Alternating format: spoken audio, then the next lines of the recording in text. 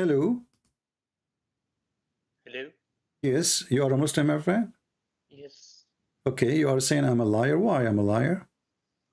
You lie about many things. Like what? Like like the the hadith about Jannah. Which A one? lot a lot about Dahman. It's not a true hadith. Oh, but it is hadith. Yes, but it's not true. It's not What? Sahih. Okay, so you are saying that this hadith is written by Muslims, but it's not a true hadith, right? Yes, it's not Sahih. Okay, let me ask you then. How I am lying if I'm reading what you are saying in your books? That's mean you are the liar, not me.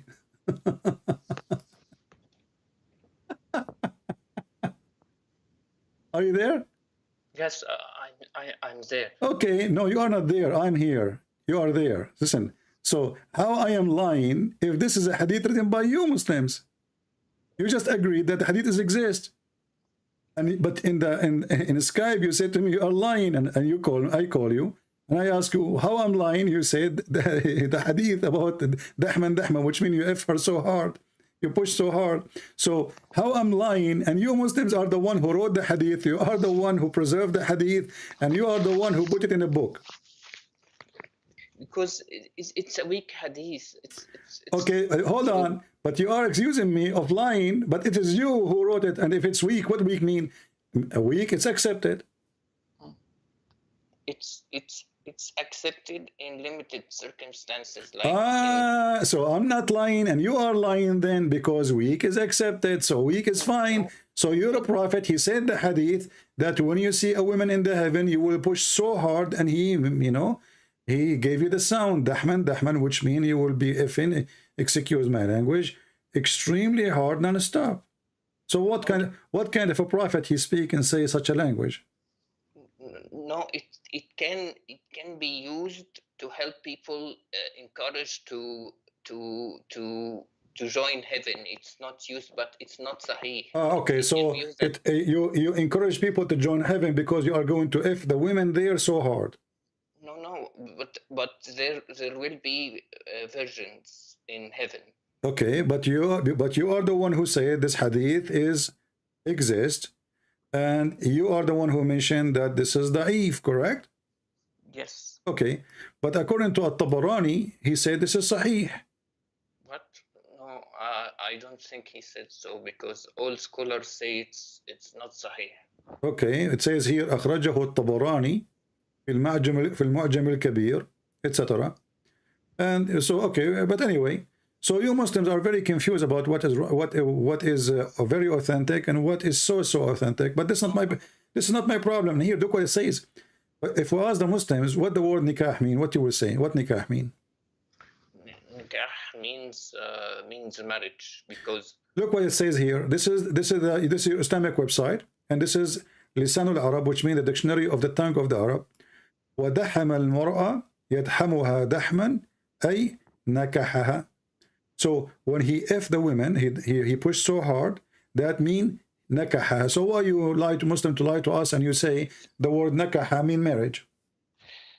CP, if we commit zina, that there would be so much zina in our countries. But so if nikah means zina, then why zina is not popular in our countries? As I know that your zina is very popular in your country. Which country is yours?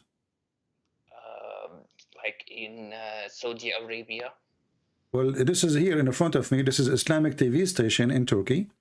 And in Saudi Arabia, I don't know if you've been in Saudi Arabia or not, drugs and prostitution is #1 flourishing business there.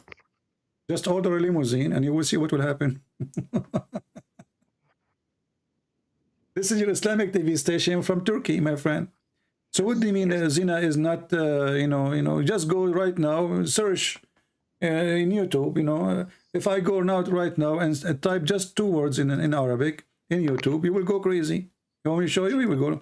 Let me show you on the screen. Look on the screen with me. But you know that my friend, I don't care. I don't care what people do. People do crazy stuff, everywhere. So don't claim that in your country you don't have zina. Islamic countries are, you know, go to Morocco. What is #1 business, you know, in Morocco? Drugs, prostitution.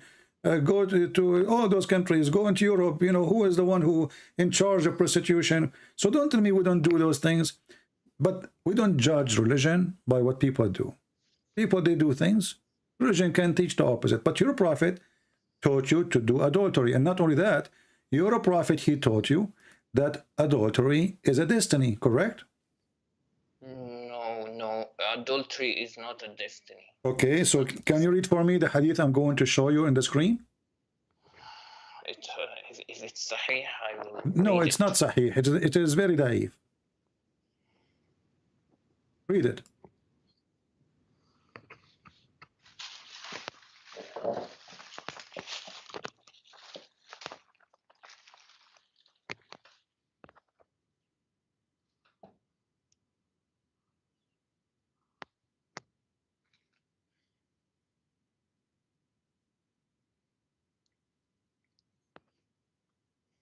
And you read it. Let me answer this guy here.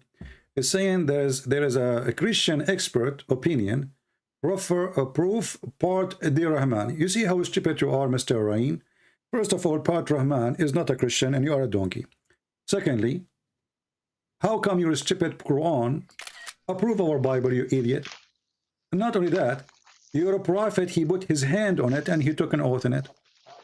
This is how Muslims, they lie. It's Muslim without lies, they die. Suddenly, part Rahman is a Christian now.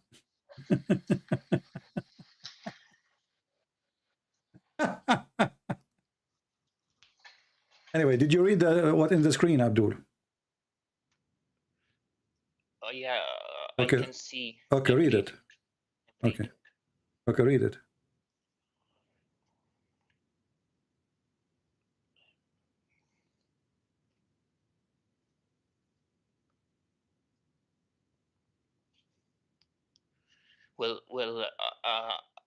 This hadith is sahih. My friend, why you are terrified to read it? Read it. We will see if it is sahih or not. You are the scholar. You will tell me. Okay.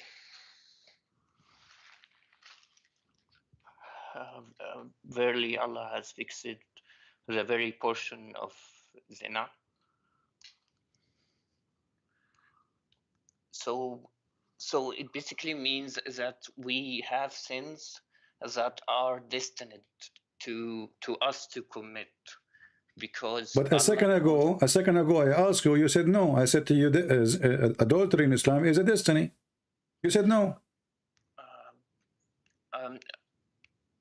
I mean that Allah does not want us to commit adultery. How he don't want you to commit adultery, and you just told me that means destiny. A second ago you said that. What's wrong with you? You just said, after reading this, you said, well, adultery is a destiny. You said that. You forgot?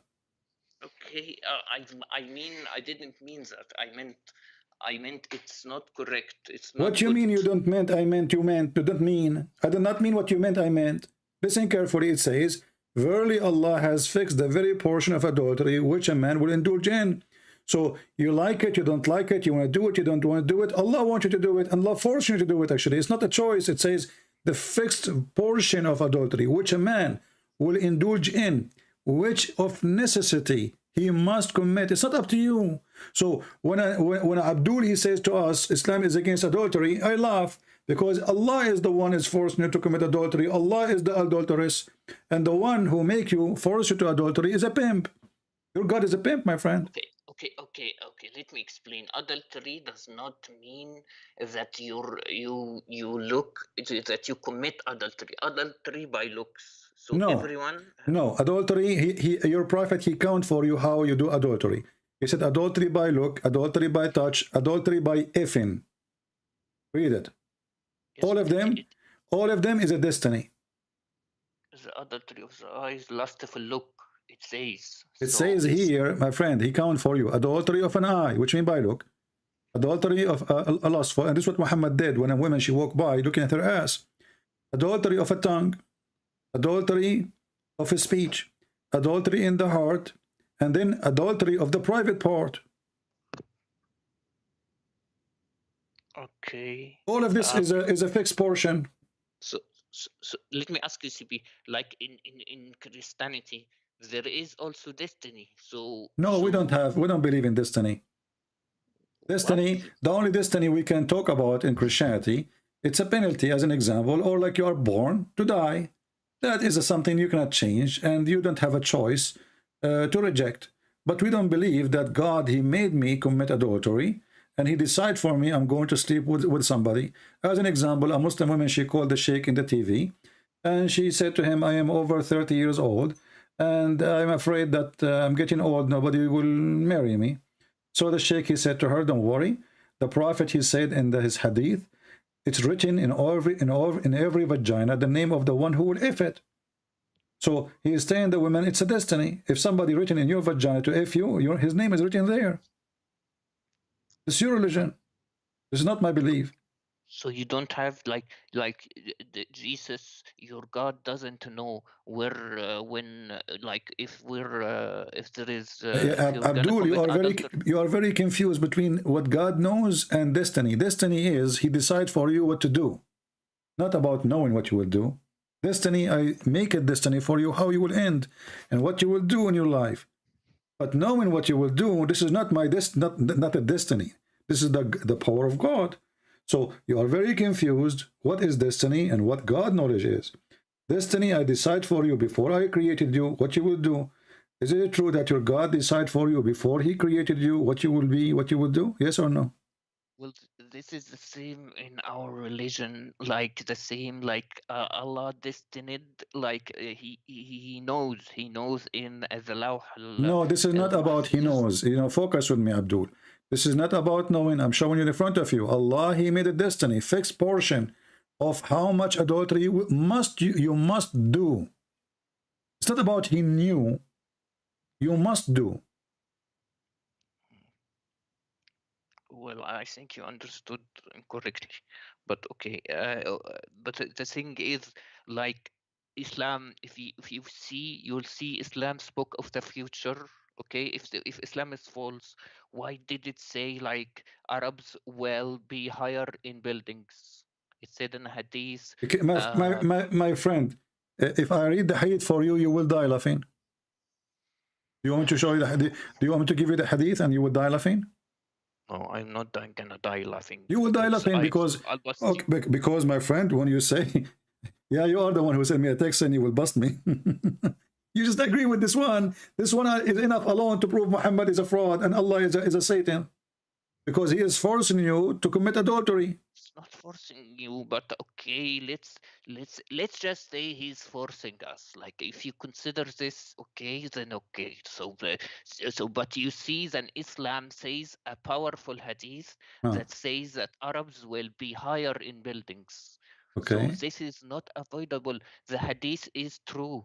The thing happened. We see Arabs getting high buildings. But the Arab, they have high building before Muhammad was exist. Go to check the buildings of Yemen. No, I don't think. No, what do you think? Secondly, if we read the hadith, people will die laughing. You know, because your prophet, he said, there's things will happen, and when those things will happen, the judgment day will come. No, it's gonna be near judgment day. No, this is, he said, my friend, when Muhammad and he say something, you know, we laugh always because Muslims, they are very confused and they take things for granted without reading. Did you read the hadith yourself? I read the hadith. Okay. Okay, yeah. What it says? The hadith says يأتي زمان يتطاولون الحفاة الرعاة يتطاولون في البنيان, which means the barefoot naked will have higher buildings. All right, but this has happened since when? Since when? Since about 100 years ago. And does the judgment day come? No. Okay, and he said, and when you see the women, she give birth to her master. Well, okay, it happens. But isn't it your prophet? He have a woman. Her name is Mary the Copt, and supposedly she gave birth to a child, and this is the son of Muhammad. That will make him her master. But she didn't have a son.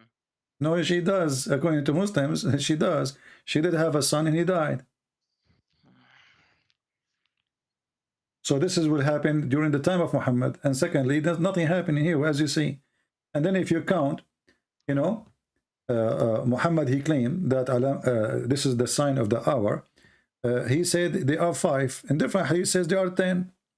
In different hadith, he says they are whatever. So this guy, he keep saying things which is stupid things, and he contradicts himself.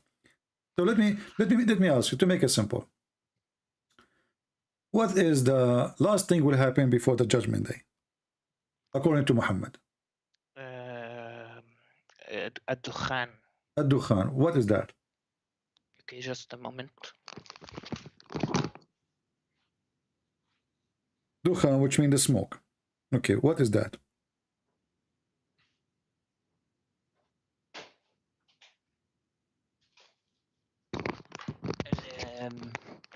The Dukhan means that there will be a smoke that will take every kafir, every non-Muslim soul. So this is what, before the judgment day? Yes, before the judgment day, it will take every soul after all Muslims die. No, sorry. It's the Dukhan is gonna take all Muslim souls, and it will keep the kuffars, which will happen when that happens. There will be an earthquake, and it will take all non-Muslims. So Muslims will be taken by smoke. Okay. And the smoke, so that they don't witness the start of the hour. Okay. Let us see how Muhammad is truthful. I will take what you said. You said to me that the last thing will happen is the smoke, correct? The Dukhan. Okay. What is the before it? Do you have like do you have like order for things? Before it, Yeah. okay, the order of things, the Dajjal, the AntiChrist will come. Okay, and by the way, he has one eye, and you see it in the dollar bill. Okay, Okay, in the dollar bill. Okay, yeah. Okay, okay. and then there will be after the Dajjal comes, the Mahdi will come. And then Jesus, son of Mary, he will come, and he will kill the Dajjal, and then he will rule earth. And after that, Jesus will die, and then smoke will take all the Muslims, and there will be judgment day. All right. Okay. So the smoke is the last thing. The Dajjal is before the smoke, correct? Yeah. Is it a step before? One step before? Yeah. No. The Dajjal, the Dajjal is before. Yeah, before the smoke, right? Yes. But it's one step before the smoke. Is it? No, it's 2 steps, because Dajjal will come, then Jesus will come, then the smoke comes. Okay. Dajjal, So the Jesus, Dajjal will come. Okay, the Dajjal will come, and then Jesus will come, and then the smoke will come. Yes. Are you sure? Yes, I'm pretty sure. So if your prophet says something opposed to this, then Muhammad obviously is a prophet, correct? I mean, false prophet. How is that? He's the one that said so. Okay, but I'm saying now, if he say things opposing what you are saying, it's mean he is a false prophet, because he should not say things in the opposite. Well, he doesn't say opposite things. Okay, yeah. I'm saying, but if he does, then he is a false prophet, correct? Yes. Okay. Let us go one by one. I'm showing you now a list of hadith in the screen. I don't know if you can see it.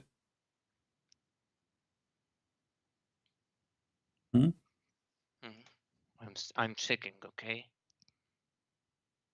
And this is one of them.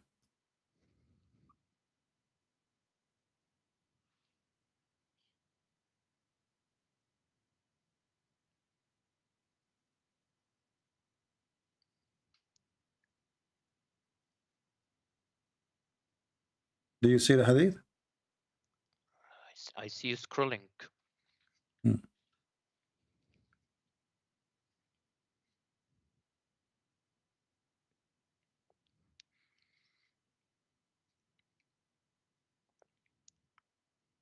What about now? Still you don't see it?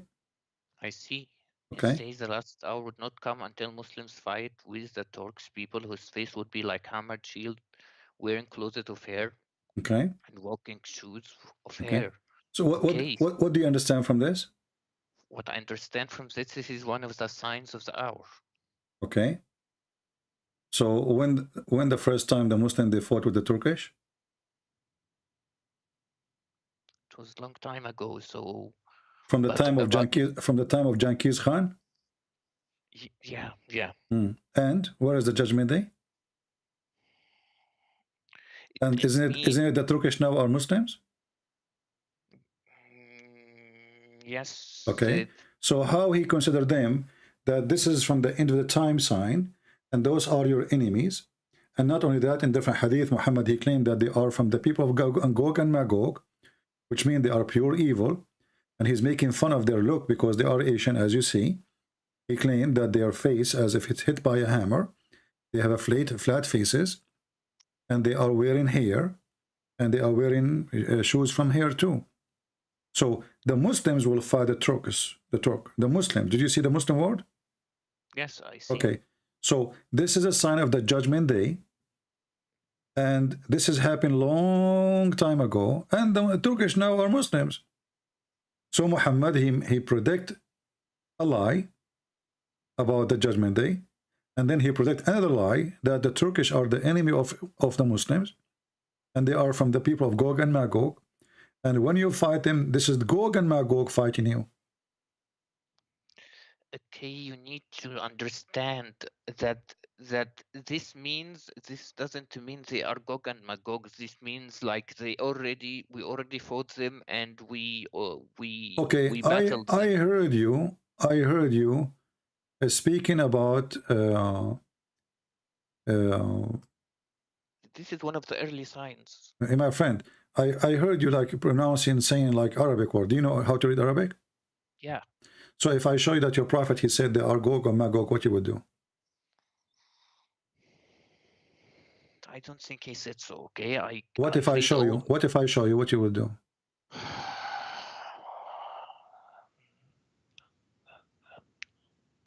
Then I'm not reading well.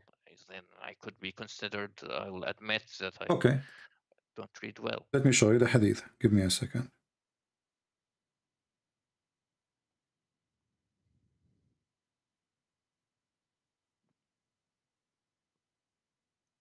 But make sure it's Sahih. You will see.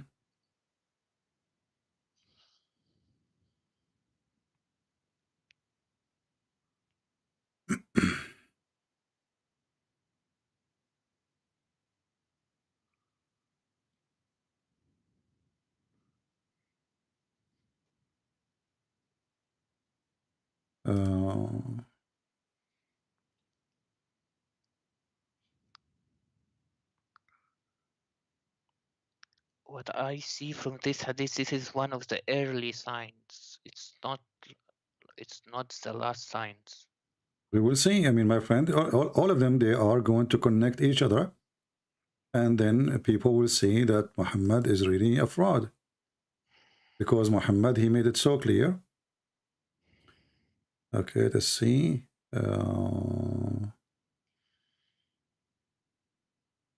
Let us open the tafsir, the chapter of Al-Kahf, verse number 83. And then we will see here.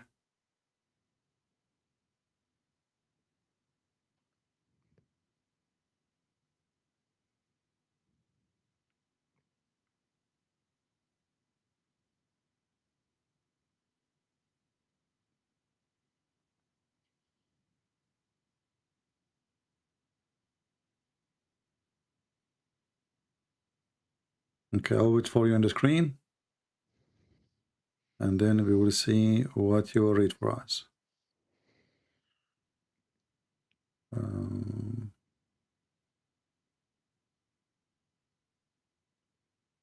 I'm pretty sure it's not referring to the Gog and Magog. Okay, we will see in a second. Just give me a second.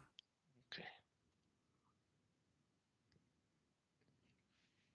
You will see that. You know, we don't say things unless we can prove it. And we can provide reference for it. Otherwise, there is no meaning of speaking of something. I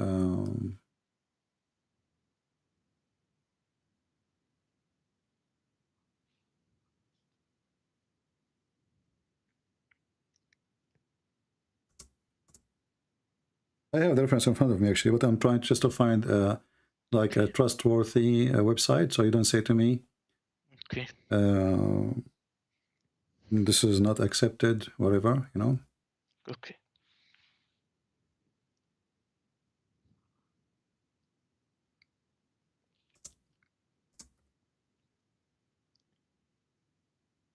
All right.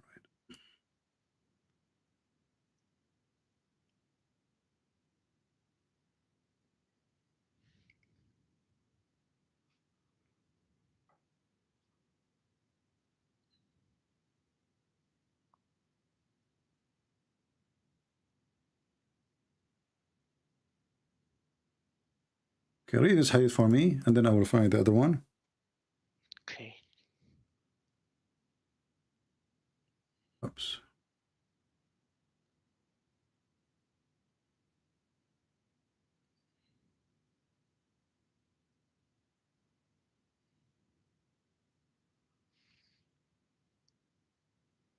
Read. It's which hadith? I don't see anything on the screen, but Okay, it's going to come to you now.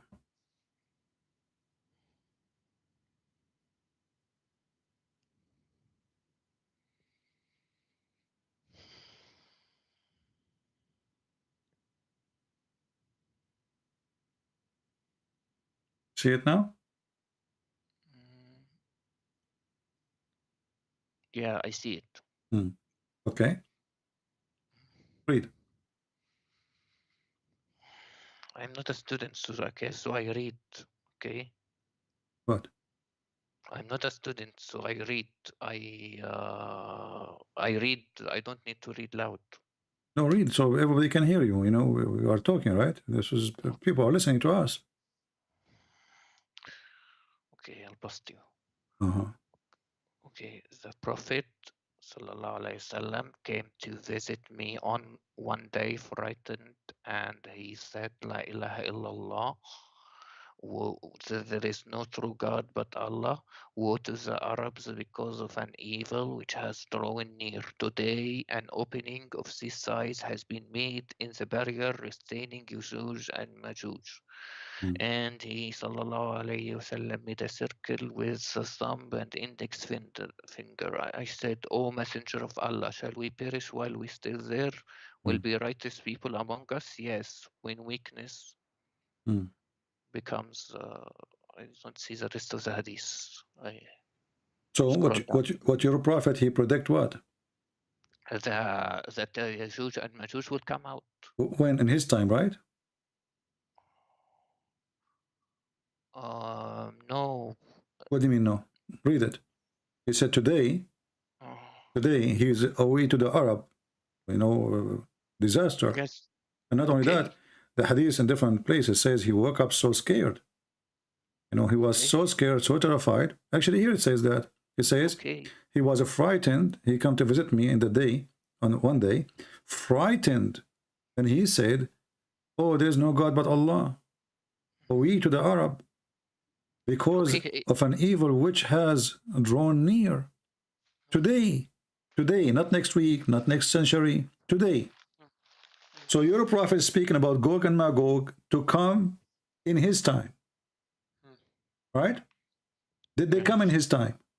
Yes, maybe they may have come from his time in the Chinese, could be in China, could be in any other country. It doesn't have What to do you mean? be You know, he said, "We to the Arab." To the Arab. Do you see the word Arab? Yes. Okay. So they will come to the Arab. They will not go to China. How you can solve this problem now? So CP, like Yajuj Majuj is also a new religion. Don't change the topic.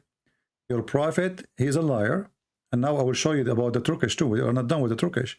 So your prophet, he predict in his time, the people of Gog and Magog, which is not even a human according to him, they will come and they are the one who will destroy this earth.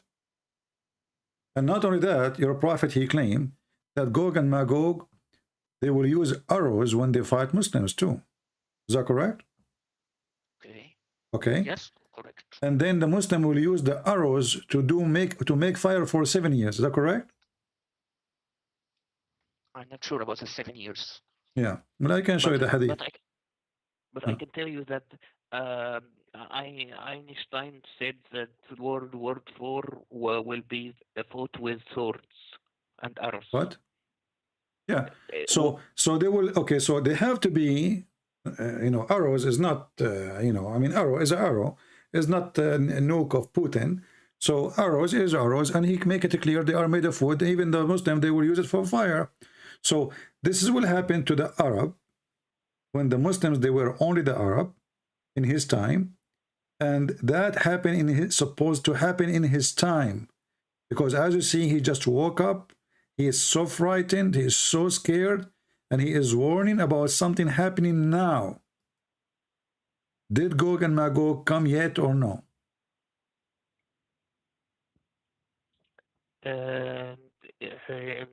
I need just to explain to you that they came out, but they didn't come to the Muslims yet. No. You see, you are ignorant in your book. The Quran says, "Min kulli hadbin yansulun," or yansilun. So they are coming from every direction. So they will come everywhere. They will spread the whole earth. And they are coming in one direction, which is coming to the Medina and to Mecca. So when you say something, you are the one who texts me, says you will get me busted. What's wrong with you? Because the thing is, that's the thing, you did not. Yeah. So when the Quran says that those Gog and Magog, they are going to come from every direction, coming to Mecca and Al-Medina. They are not going to go to China. They are coming from every direction. And they will rush to where? Okay. To the city of Muhammad, the city of Allah. Okay? So now, Muhammad, he predicted that they are coming in his time.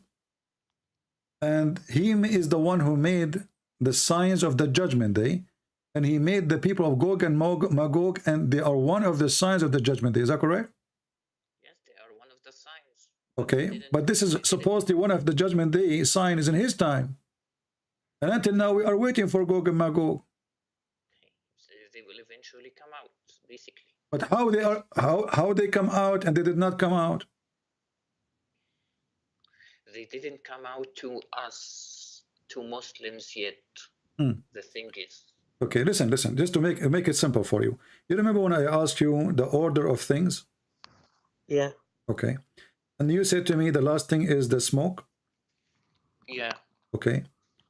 And I confirmed to you, I said, are you sure the last thing is the smoke? You said yes. I said, if I showed you that it is not the last thing, the smoke, that means Muhammad is a false prophet? Correct? No. Okay. Okay. So now let's focus in the Gog and Magog and the smoke. This is a hadith in the front of your eyes. Allah Messenger came to us. All of a sudden, we were busy. Okay. He said, what do you discuss about? The companion, they said, we are discussing about the last hour. Thereupon he said, it will not come until you see 10 signs. Remember, you count for me few, but now we are 10. Okay, what is the 10th thing? He mentioned the smoke. This is number 1. Then the Dajjal. Then the beast. Where is this hadith? I don't see this hadith. This is the Da'if hadith. Yeah, I saw it. I said, what do you...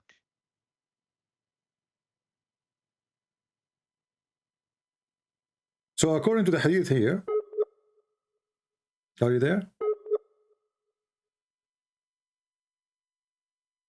Hello?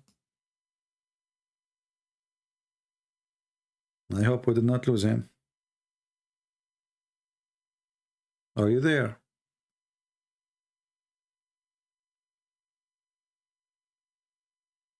Hello? Let us call him again. I don't know what happened. Yeah, I hear you. I hear you. I All hear right. you. Do you hear me? Okay, okay, continue reading then. So as you see here, the first thing will happen is the smoke. The second thing it will happen is what? Okay, it doesn't say in order. No, it says. No, it says, because you have to say it in order, otherwise things is messed up. And you are the one who mentioned to me the last thing is the smoke. So why the last thing become the first now? If it's the last, he should make it the last. That doesn't make sense. So he said the smoke. And then he says, they will not come until you see the 10 signs before. And he mentioned the smoke, the Dajjal, the rise in the sun of the west, the descent of Jesus, the son of Mary. Remember I asked you when Jesus will come? You said after the Dajjal, right?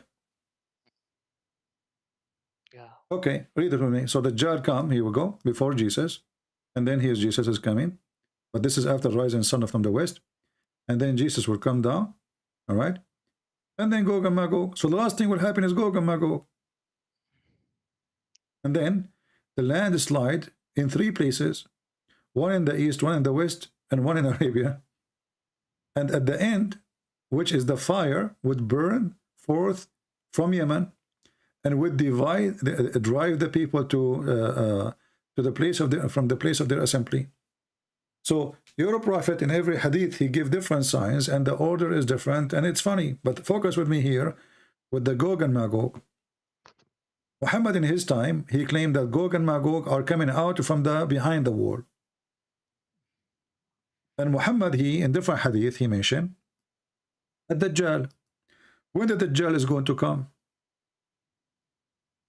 The Dajjal will come before all the signs. Like, he will come first. Was the Dajjal exist in the time of your prophet? He exists even before the prophet. Okay, but he was coming out soon. No, he didn't come out in that time. Okay, where did Dajjal live? In an island. In an island. Okay, and what he is doing in that island? He's chained. He's chained. And who is the one who told him that the Dajjal is chained? Is it Allah?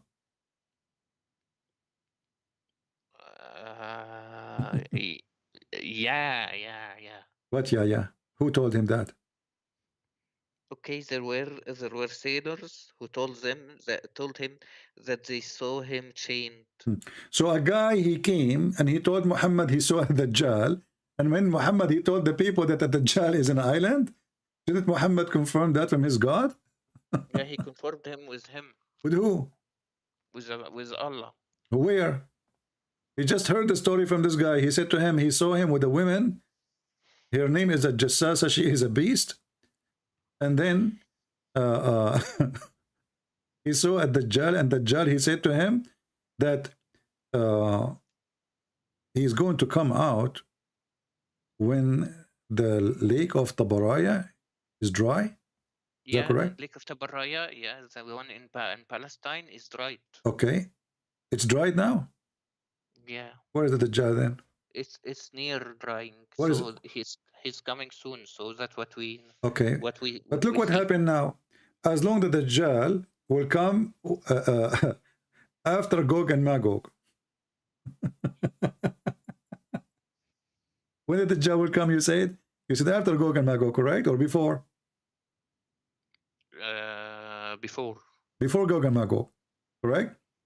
But Gog and Magog, they are coming in the time of Muhammad. That's why Muhammad, he was saying, "We to the Arab." He was frightened, correct? No, we will fight them after the Dajjal. My friend, did I show you just 5 minutes ago, your prophet, he woke up from his sleep. He was terrified. He says, "Are we to the Arab?" The Gog and Magog, they open a hole in the wall. Yes or no? Yes. Okay. If Muhammad is terrified from something will happen 2,000 years after, that will make Muhammad stupid. Do you agree? I refuse to say that my prophet is stupid. I don't care what you're saying, but why is he afraid because something will happen 2,000-3,000 years after, or something will happen tomorrow? He's worried about us. Okay, but he was frightened.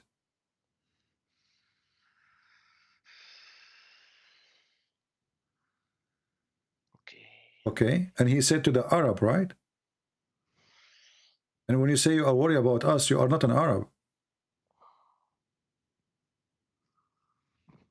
So Gog and Magog, if they attack, they will attack when the Muslims are only the Arab at that time. And he predicted that to happen in his time. And he was terrified. And then when he mentioned the story of a Dajjal, he said that Dajjal is exists in his time. He is just in an island. He's terrified about the Arabs because we Arabs in the future. He's worried about the future. What do you mean you Arab? Are you an Arab? Yes, I'm an Arab. Speak to me in Arabic. Go ahead. كيف حالك؟ No, speak to me in Arabic. Speak. الرسول صلى الله عليه وسلم قال إن الساعة You are not an Arab. Stop lying. You are not an Arab. Whatever, like you're not an Arab. This is not an Arabic. I mean, you know a few words in Arabic, and you're trying to say to me you are an Arab. Why you are lying? I can read to you any Arabic text. You are not an Arab. Okay, whatever you okay, see. so don't lie. Shame. You know, it's a shame to lie, and you claim to be an Arab. No, you know what? As long as you claim to be an Arab, that will make it even easier for us. Let us do this. So now we have Gog and Magog, and they are behind a dam, beyond a dam, which Alexander the Great he built to forbid them from coming out. Correct? Yeah. Okay. Where is this dam, and where are they? Gog and Magog. Why we don't know where are they? Like just like you. We have right now satellite. We knew even what is under the ground. So why we find oil before we dig. We find copper before we dig. We find, you know, they have like satellite to censor whatever, blah blah blah blah. How come? And Gog and Magog, they are huge in number. The ratio of that Gog and Magog is 1,000 to 1, which means if we are 7 billion, they are 7 trillion. So how come we could not find one of them? Okay, so just like you can't find the Gog and Magog in your religion or the Antichrist. No, we don't have Gog and Magog. It's in my religion like yours. Your prophet, he's told about Gog and Magog, and the Bible is about a location. Doesn't even say people who they are behind a dam, and it's a location. You're a prophet. He come with the story, and we do not know where the story coming from. Well, I admit that we don't know where they are. Okay, but hold on. The Quran says that Alexander the Great, he built a dam made from copper and iron, correct? Okay, this is how many thousand years ago? Before the prophet, like from the time of Alexander the Great. So listen, if I build a wall since 4,000 years ago, 3,000 years ago, 2,000 years ago, from iron and copper, what will happen to this wall?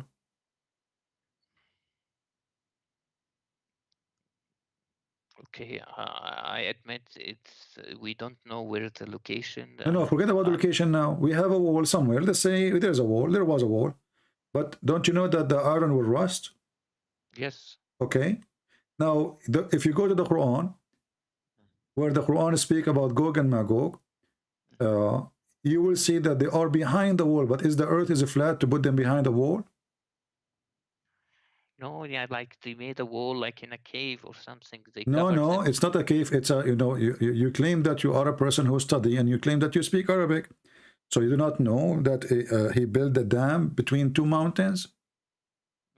No, that was saying something like that. No, there's no cave. So there's no cave between two mountains. So as long as it's between two mountains, that's maybe behind those two mountains, correct? Okay. So let us say if I draw for you in the screen, I will draw a mountain. This is a mountain here. And this is a mountain here. And now we build a wall between those two mountains. All what those people need to do is just to go from the other side. The earth is not a piece of cake and there's an edge where nothing you can continue. They can just go around the mountain. They can even climb the mountain. So what building a wall will do? See, he built more than one wall, like a wall from the side and from the other side to make sure they don't pass. What other side? It says he built a mountain between he built a wall between two mountains. Why you are adding things? Why you are adding things to the Quran? He built another wall. Where it says that? Okay, I admit, like, it doesn't say that. Everything I say something to you, each time I say something, you say, I admit, but at the end you admit nothing. So as long as we have a mountain from one side and the mountain from the other side, and then we build a wall, how that is preventing those people from coming to us? It doesn't have to say it clearly, but I think there is another side of they made another side of the wall. Okay, let us say we build, how many walls he built? That could be two walls. So okay, basically it doesn't let us say we build two walls, but still they are between two mountains. Correct? Yeah. Okay. So as long as they are mountains, we can climb the mountains. Especially those Gog and Magog, they are not like us. They are like a genie. They can, they are monkeys, So supposedly they can do what we cannot do. And they are very evil. So you build a wall, that's it. They cannot come, and there are billions of them. No one knows what, because the dam is it's very strong. He made a very strong dam, so I don't think they could climb. How it's very strong and it's open in the time of your prophet? Because it eventually fell. So it's not strong then. Look, CP, like. And as long you just said it's failed, so now they should be coming out because they made a hole already. Did your prophet says today they made a hole? Look, CP, like there are small things we don't need to think about it. Oh, you not need, because if you think a second, the story doesn't make any sense. So here now we have a fiction story about people who they are not a human like us, and they are supposedly Turkish, and they are they look different, and they are Asian, because your prophet is racist, and those people, Allah, he sent Alexander the Great in a mission, and Alexander the Great is a bisexual. And then he arrived to an area where he found the sunset. And then next to it, he found people. And those people, they told, after he changed the direction, those people don't understand anything, correct? Those people didn't understand anything. I think they are maybe the Chinese. It could be anything else. Oh, they are the Chinese. Okay, they don't understand anything. Chinese don't understand anything. I thought the Chinese are one of the oldest civilization in the world. And they are very smart. They are the first one who have the, like to make a firework, and they are the one who make ink. And they are, suddenly the Chinese, they don't understand anything. That's funny. But look what happened here. When the Quran says that this guy is Alexander the Great, he kept going until he found where the sun rise, and next to it he found people who they understand nothing. They are stupid. Right? But then those stupid people, they are the one who say to him, build a dam for us. Build dam for us? They were not the Magog. They were the other people. They didn't. No, this is Gog, this is for Gog and Magog. Yes, I know. The countrymen told them, please build a dam because we don't want Gog and Magog to come to us. Okay, but how they are people who they are stupid, they can't understand the word, and they are the one who told him a very smart idea like this. Who doesn't stand? Those people, no, not Gog and Magog, the people who he found them. He found the sitting place of the sun, which is stupid. Where does it say they don't understand the things? Those countrymen. Chapter 18, verse number 93. Show me, I'll bust you. Bust me, it's in front of you.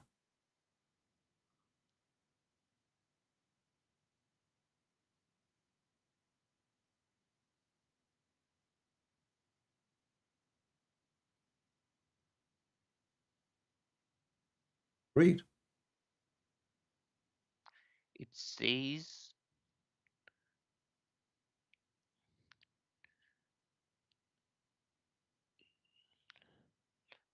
لا يكادون يفقهون قولا, which means they barely understand the word. Exactly. You just said where it says that. You said to me, I will bust you. So I did bust you. Yes. So as you see, they didn't understand the word. So how did they understand the word? And then they are the one who told him what to do. How the stupid one is the one who advised me what to do. They barely understood the word. It's very different. Like you may talk to another foreigner person, but if he doesn't, he can understand some words and he doesn't understand other words. Like he could just point. He doesn't. My friend, it says barely they understand the word, which means they are stupid. And let us say, let us go for the sake of argument, they don't understand the language he speaks. But how they don't understand the language, and they told him, even they said his name, and they said to him, look what he said. They said, O Zul Qurnayn, Gog and Magog, people of a great mischief in the earth, shall we then render thee tribute in order? They are even paying him to build a barrier, correct? So how they are stupid people, and now they are convincing the one who come to occupy them, we will pay you. But didn't he occupy them anyway? And which means he have their money? Who care? I mean, if I am the king who came to your town and I took all the town, so what you will pay me? I took you, all of you together. This is a stupid story. And they are the one who don't understand the word, saying all those things to him. And then on the top of that, he said, Zulqarnain, he responded to them. He said to them, okay, well, you know what? Bring me a block of iron and, you know, and copper, and let us build. Correct? All right. Does it say to build between us and them a dam? Between us and them, a dam? Yeah. Okay. Where is the dam located? First of all, he built a dam, okay? He could have pointed it by, it doesn't have to say, he doesn't have to say it by word. They don't What do you mean? understand his language. They may not understand his language, but they may have pointed like by words, like before language existed. So they are pointing. So the Quran line when the Quran says they say this because they were using their fingers.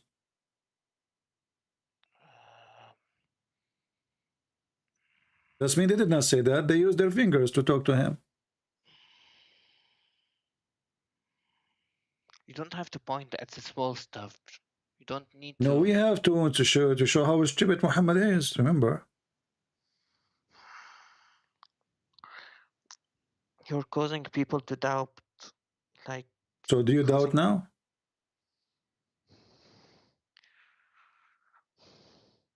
Like you don't need to just point these ideas into our minds. It I'm not pointing matter. at at your mind. I'm just trying to help you to see what I see.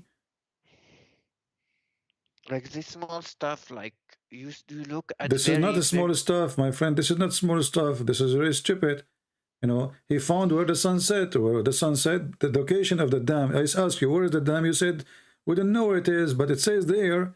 He kept going until he found the rising place of the sun. I mean, have you ever heard of the rising place of the sun? Where is that? The sun rises everywhere. Where does it say the rising place of the sun? Here we go. It says, حتى إذا بلغ, you claim that you speak Arabic, بلغ مطلع الشمس وجدها تطلع على قوم, until he arrived to the location where the sun rises. He found it appear on a people, and they have no cover over them. Does it say that? They have no cover upon them?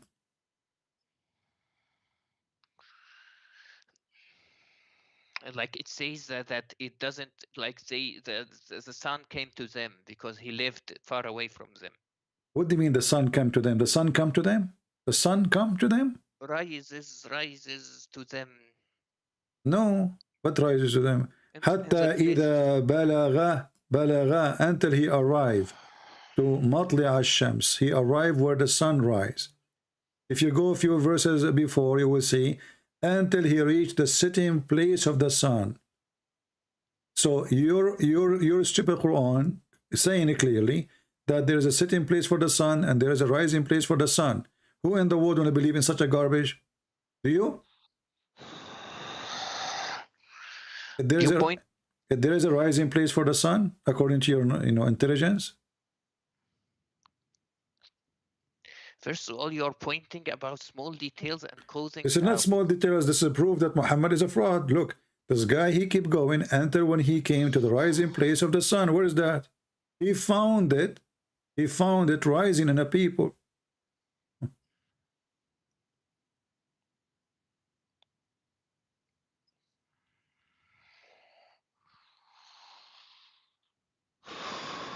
So according to your prophet, there is a rising place where the sun rises, and there is a place where the sun set.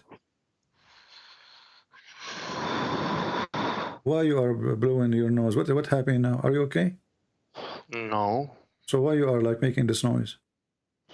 Because I'm angry because you're pointing about the. So if you are angry, you make a noise like this. Are you a cow?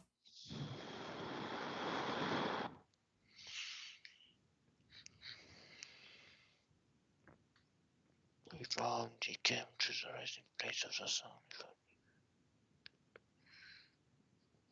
Rising on, not in. Okay, so does it make a difference? The pray for, not to.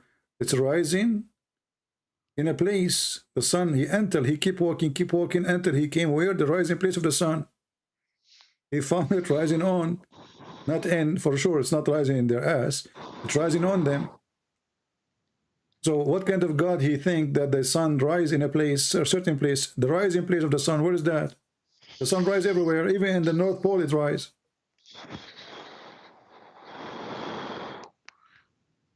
I told you, like, you don't need to find any small stuff and try to cause doubt. That was not the small stuff. This is stupid, my friend. And not only that, your prophet, he found where the sun set. He found it that sitting in some murky water.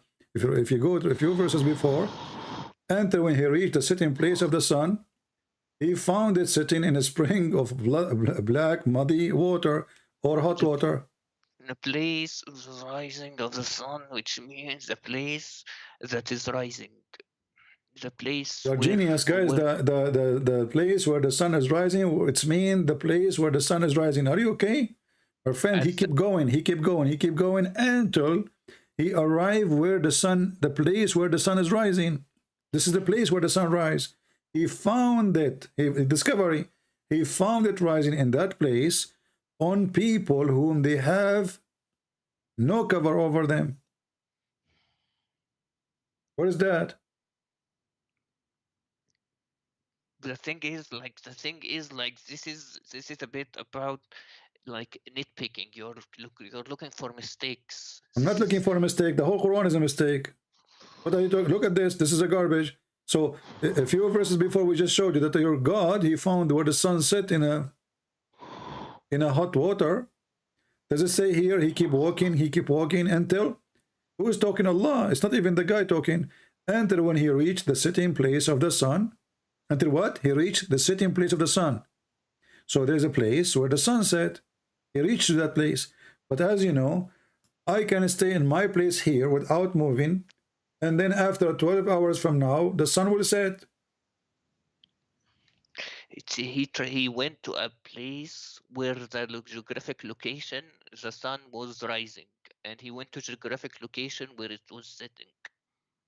So okay, it's exactly. There is a geographic location.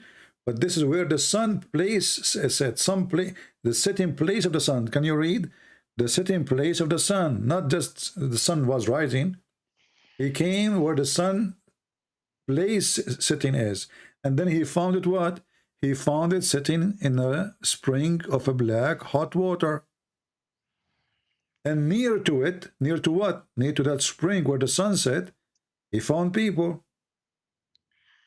Black, muddy, hot water. He found it sitting like it's showing in a muddy black water, showing the sunrise. So it is showing, but it's not true. It's showing. This is appearance, right?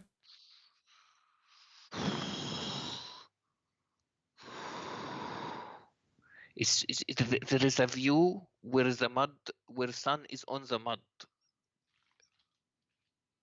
Like there is a view, a specific view. That's what it means, because you don't understand the Arabic word. Let me ask you. So I understand Arabic and you understand Arabic. So listen carefully. So if somebody understood this, that the sun is sitting really in a spring of water, are you saying he's stupid if you understand it this way?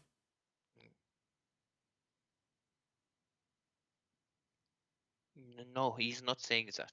Okay. No, I'm not saying he said that or not. I'm asking if somebody understood this verse, that the sun really set in a hot spring water.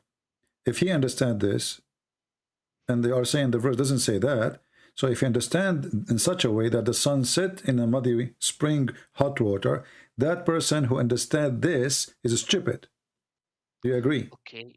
Okay, yeah, that's correct. And I need to tell you that this ayah does not mean it's sitting inside the muddy water. Okay, so now me and you, okay, no problem. So there's the view on the this view, one. okay, It says that but we agree. The views on the muddy. All right, but we agree, me and you, that the one who understand it, as I said, that the sun set in a spring of muddy water, hot water, this person who understands this way, he's stupid. He do not know how to read, correct?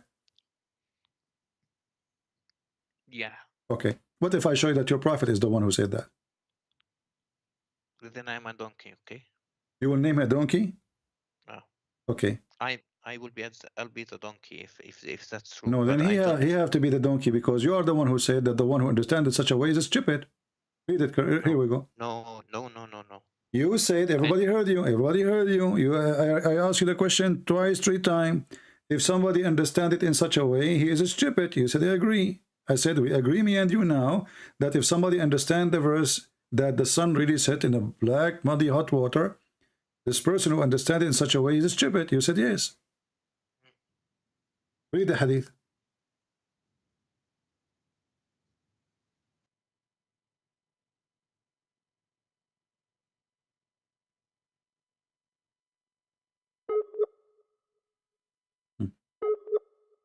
Now the connection decided to be bad.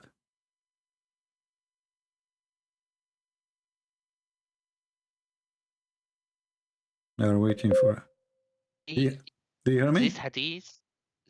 Yeah, I hear you. Okay, we lost you. So can you say again what you were saying? No, I think this hadith is not completely correct. So could you please check if it's authentic or not? Yeah, it says here. Read it. Where does it? It says it sets in a spring of water. Read. So the game of da'if and weak doesn't work. Where do you scroll down? I don't see sahih or weak. It says sahih in chain. Al-Albani. Sunan Abi Dawood 4002.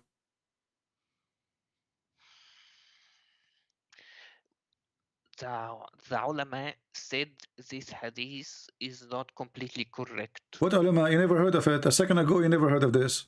Otherwise, you would never say, yes, the one who understands this way is stupid. I'm not saying that I'm not saying he's incorrect, but this been answered by many people. You never heard this before. You just heard it from me. Where you got this from? That the ulama believe, the scholar, they believe it's not correct. And if the scholar don't believe it's not correct, isn't it this is the scholar saying it's correct? Okay, if you search in Islam QA... My friend, I do not need to search. You speak Arabic, right? Read carefully. You claim to speak Arabic. It says Sahih or Isnad. You'll find refutations for this. You are going to refute your prophet in your Quran then, because the Quran confirmed the hadith and the hadith confirmed the Quran. So how in the world the Muslim will come with a meaning against what your prophet said and what the Quran said?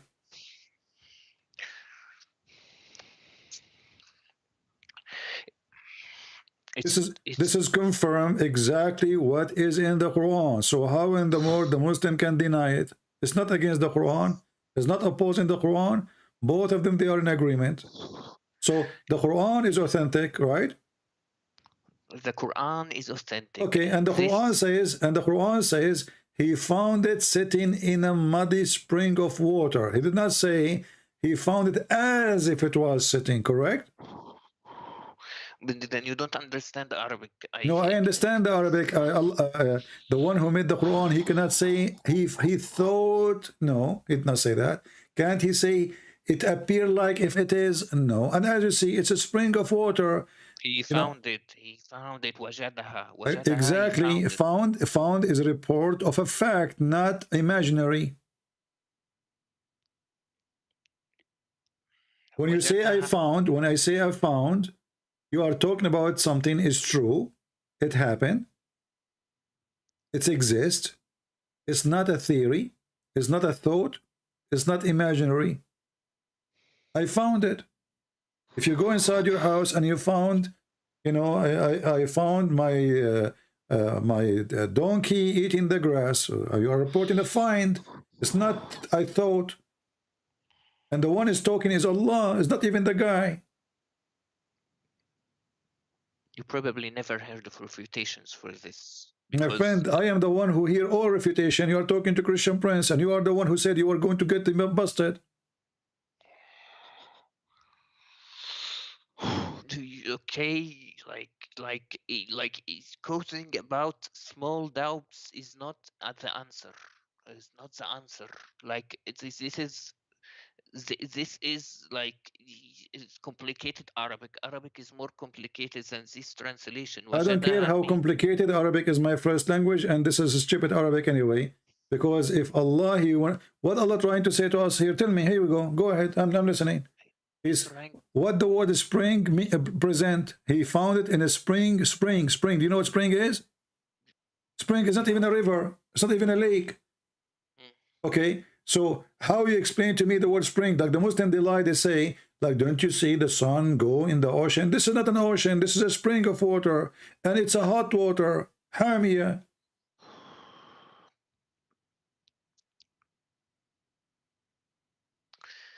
The thing is, CP, you're picking and choosing which to cause doubt. You're picking your you know, you are being funny now. You are being funny because the whole program is about your prophet is stupid, and you are telling me I'm choosing the whole. What choosing? The whole chapter we are reading is a joke.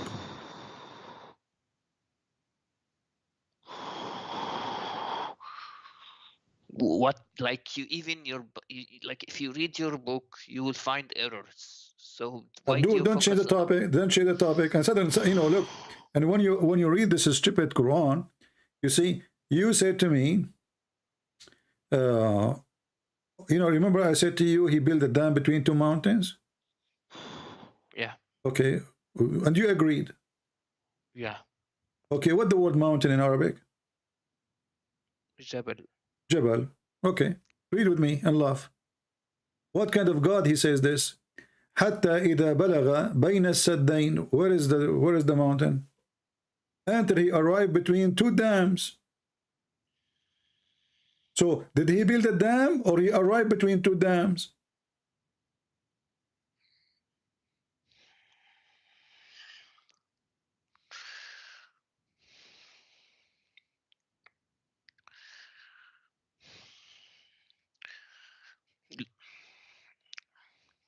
Look at the errors of your own religion. Why Here we go. Okay, if you are saying in my religion there is error, again your prophet is stupid because the Quran says Allah, he confirmed what is between our hands.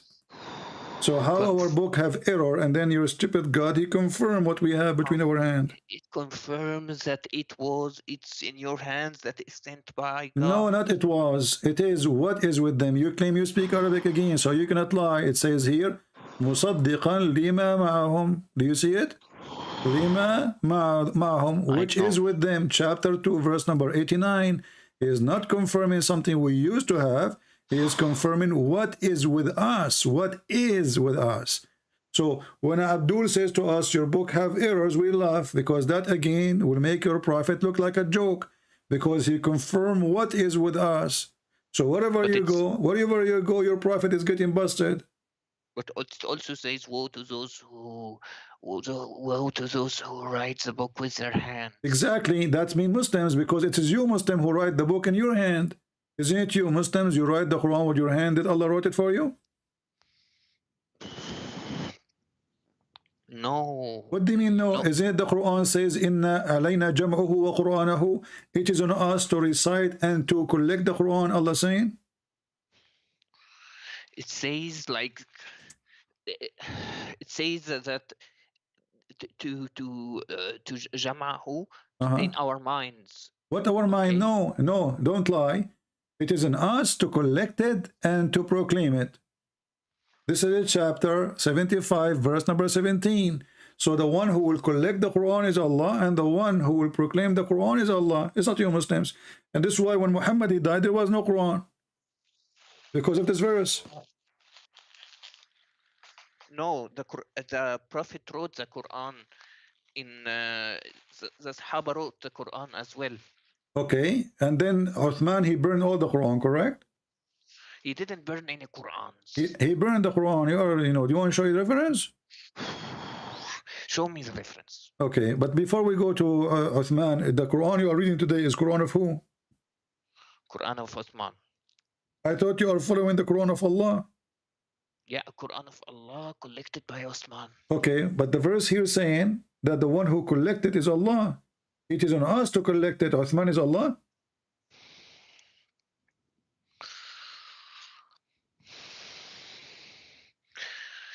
So you're saying your Bible was not it was not joined by men, by I'm not talking about my Bible now, my friend. You're really confused. Allah, He promised that He will collect the Quran, and now you Muslim, you don't have even the Quran of Uthman. The Quran you have today is called according to, starting from Hafs end with Uthman, but you don't have the book of Uthman. So, and not only that, you said to me that your prophet, he wrote the Quran, correct? Yeah, he wrote the Quran. Okay, is that the one which the goat ate? The goat ate nothing. This hadith is weak. Is weak? No, it says Hassan. Is it Hassan is the name of your prophet grandson? What Hassan mean? Hassan mean good. Mean good. So how it is good and you say it is weak? Who said it was Hassan? A lot of this is you Muslim. This is you Muslim. Here we go. This is your Muslim website. It says Hassan.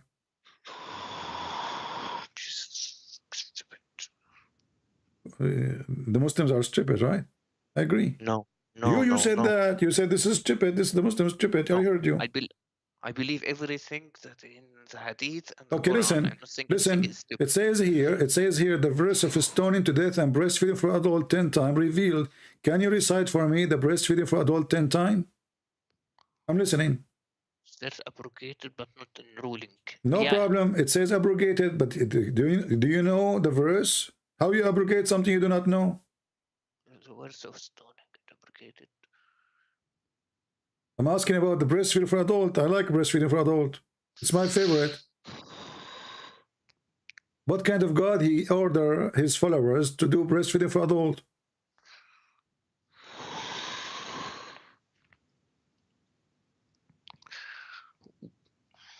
Where does it say that's been ate by sheep? What sheep?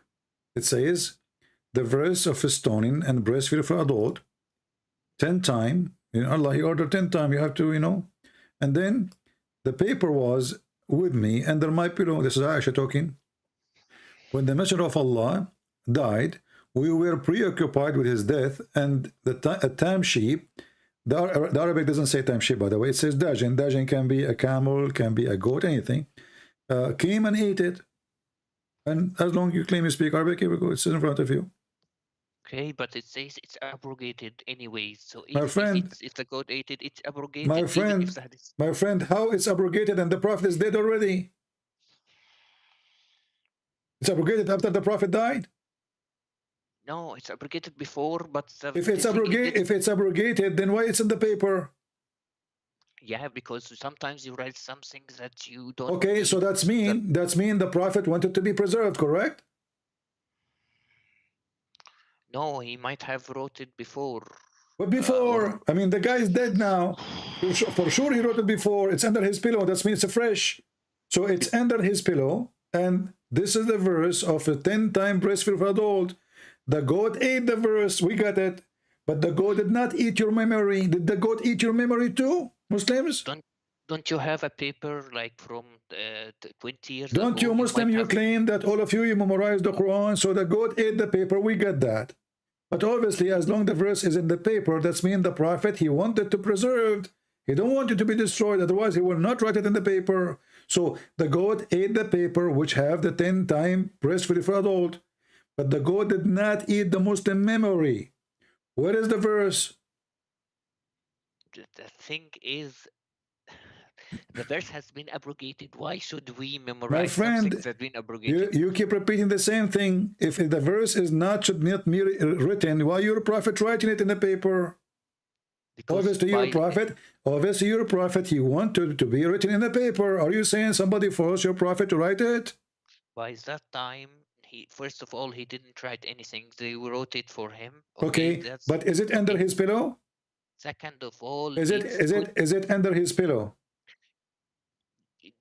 According to this hadith, okay, so that's under his pillow, not under the pillow of the neighbor. So the prophet is the one in charge of his bedroom. Otherwise, somebody else sleeping with Aisha, according to you then. So as long as so don't say that, okay, so the pillow is the pillow of Muhammad, the bed is the bed of Muhammad and Aisha, and the Quran is under the pillow. So that verse is written by the command of your prophet, and he wanted to be there. The goat came, and she ate it. Wonderful. Allah could not protect the Quran from the goat. I'm asking you, where we can find the verse? You said to me it's abrogated. Show me where it says this verse is abrogated. Go ahead. I'm listening. Why does it matter if it's... It matters because we are discussing about your stupid prophet, your stupid religion. You just said it's abrogated. Can you show me the reference where this verse is abrogated? Right in the bottom, you see it's abrogated. But this is a guy saying that it's not your prophet. The prophet is dead already now. Because what cause? Show me where it says. Look, it says abrogated by 5 times. Can you show me the verse abrogating the verse of 10 times by 5 times? So now we have 2 problems. We don't have the 5 times and we don't have the 10 times. It says there. Aisha said, where? Okay, where is this coming from? Show me where is the abrogation, my friend? When we say it's abrogated, is it abrogated by Allah or abrogated by the neighbors? It says it was narrated that Aisha said, and said these verses were abrogated in recitation. My friend, my friend, nowhere it says what you are saying. Read with me Arabic. Read. After I ate it. This is a comment in English. This is not even in the hadith. Read it. The hadith in front of you. The hadith is as it is in Arabic. There's nowhere it says abrogated by 5 or 7 or 7. This is a comment. So read the hadith. Does it say that in Arabic? No. وَتَشَاغَلْنَا بِمَوْتِهِ دَخَلَ دَاجٍ فَأَكَلَهَا. That's it. This is the end of the hadith. There's no additional. Here we go. We go down. There's nothing, 0. The end of the page. This is a comment. However, if we have 10 times and then abrogated by 5 times, doesn't change anything. So now we should have 2 verses in the Quran. One of 10 times breastfeeding for adult and one of 5 times breastfeeding for adult. So now you have a problem now. Where is the second verse? Where is 5 times? It says only 10 times. It says here abrogated by 5. It's in front of your eyes.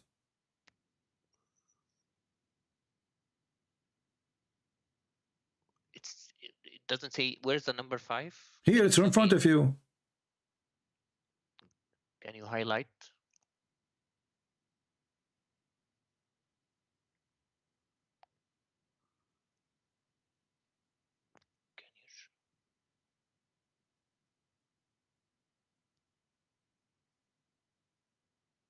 Are you blind?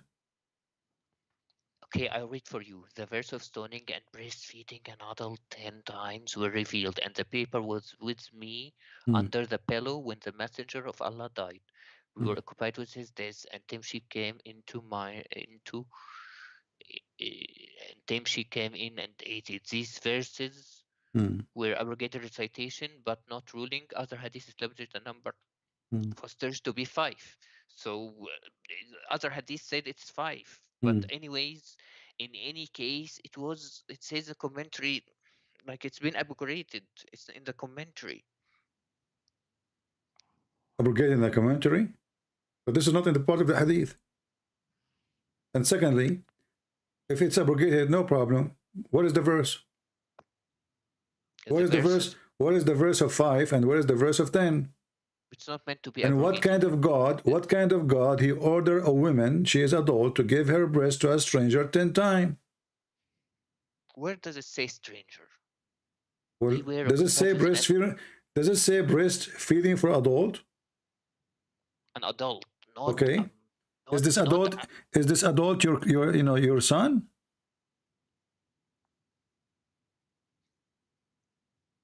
Does it say like you're breastfeeding for your son? Maybe the neighbor, he's a child, okay, but we are talking about adult. Do you Muslim women give your breast to your son when he is 18 or 19 or 20? Do you do that? Okay, the thing is, this hadith is a lot of scholars say it's not sahih, first of all. Second of all, even second of all, first of all, and third of all, did Aisha, she practice breastfeeding for adult 10 times? CP, you are getting on my nerves. I'm getting wherever I want to get, my friend. You are in trouble. Is it true that Aisha, she ordered her nieces to do breastfeeding to anyone when I enter upon her? Yes or no? No, no, no. Read the hadith. It's in front of you.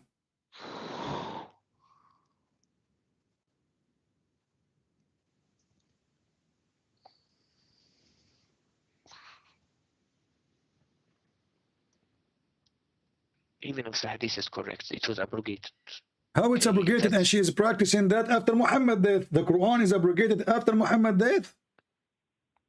The guy is dead.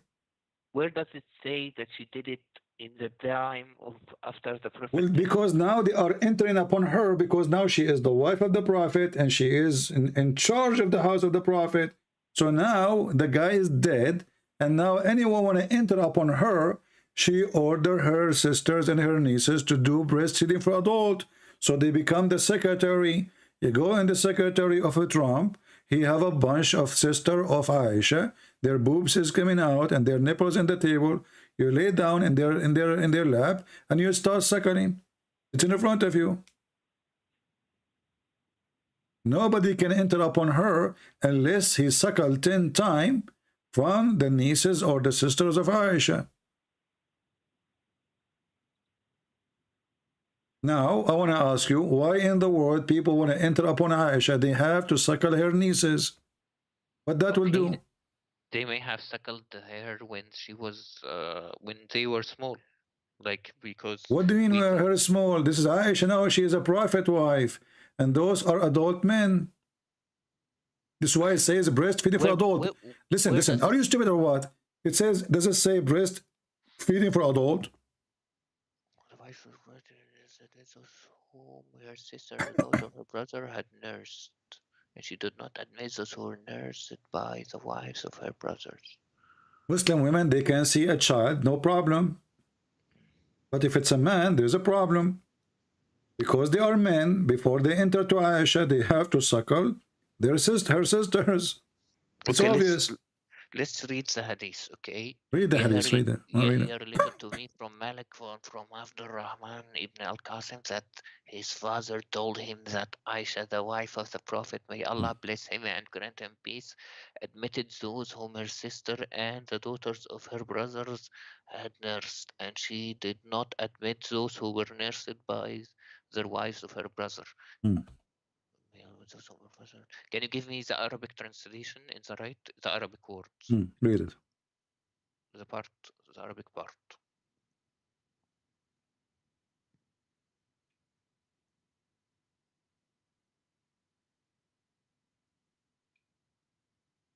The Arabic. I have it in front of you. It's not showing at the screen yet. Let me see. Okay. I don't see it on the screen.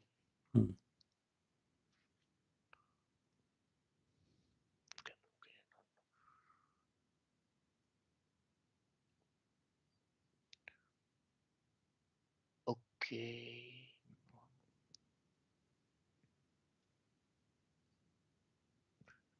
أنه أخبر أن عائشة زوجة النبي كان يدخل عليها من أرضعة إخواتها وبنات أخيها ولا يدخل عليها من أرضعة نساء أخواتها.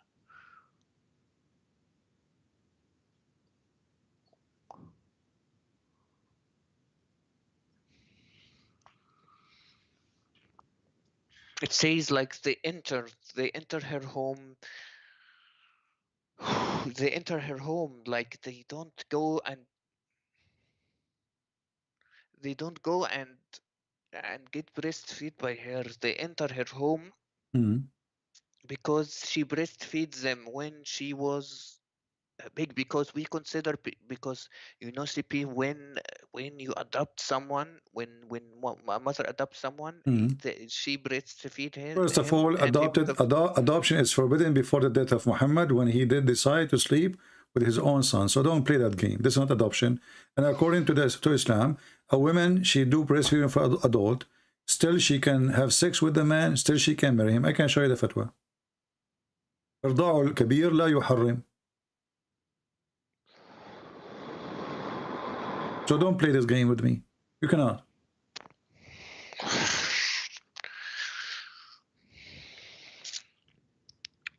Okay, it's like CP, like does it say that she breastfeeds these guys? No, she ordered her sister, because supposedly she is the big woman. You know, she is the the leader now.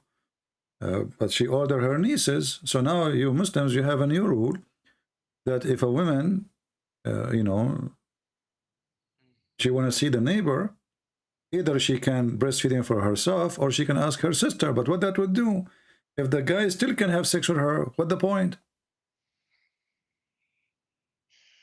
And this is another hadith which is sahih. It says it clearly that Aisha, she ordered her sisters and her nieces, you know, to do breastfeeding, and even if it was a child or it was an adult man, doesn't matter.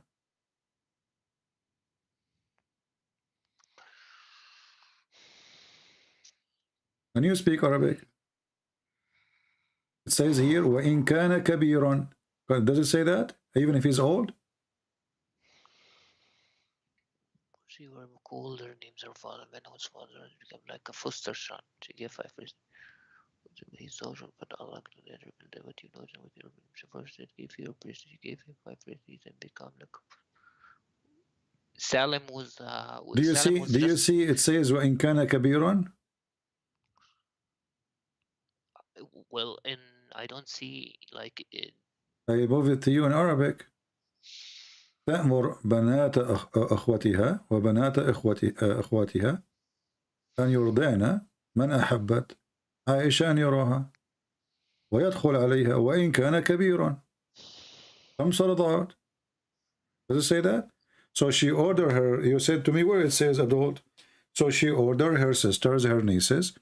Nobody can enter upon her unless they suckle them. Here it says 5 times. Even if he's old, grown man.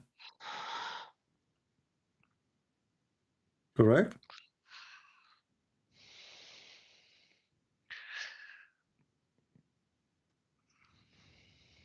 Is this hadith sahih? Yeah, this is sahih. Here we go.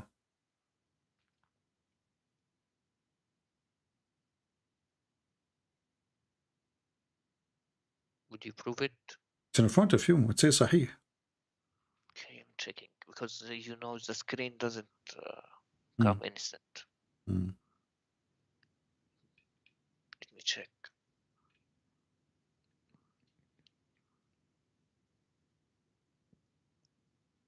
Because I don't see it in the screen. Feel okay. Okay. Okay. Now, what a woman giving her breast to an adult man will do? What is the logic?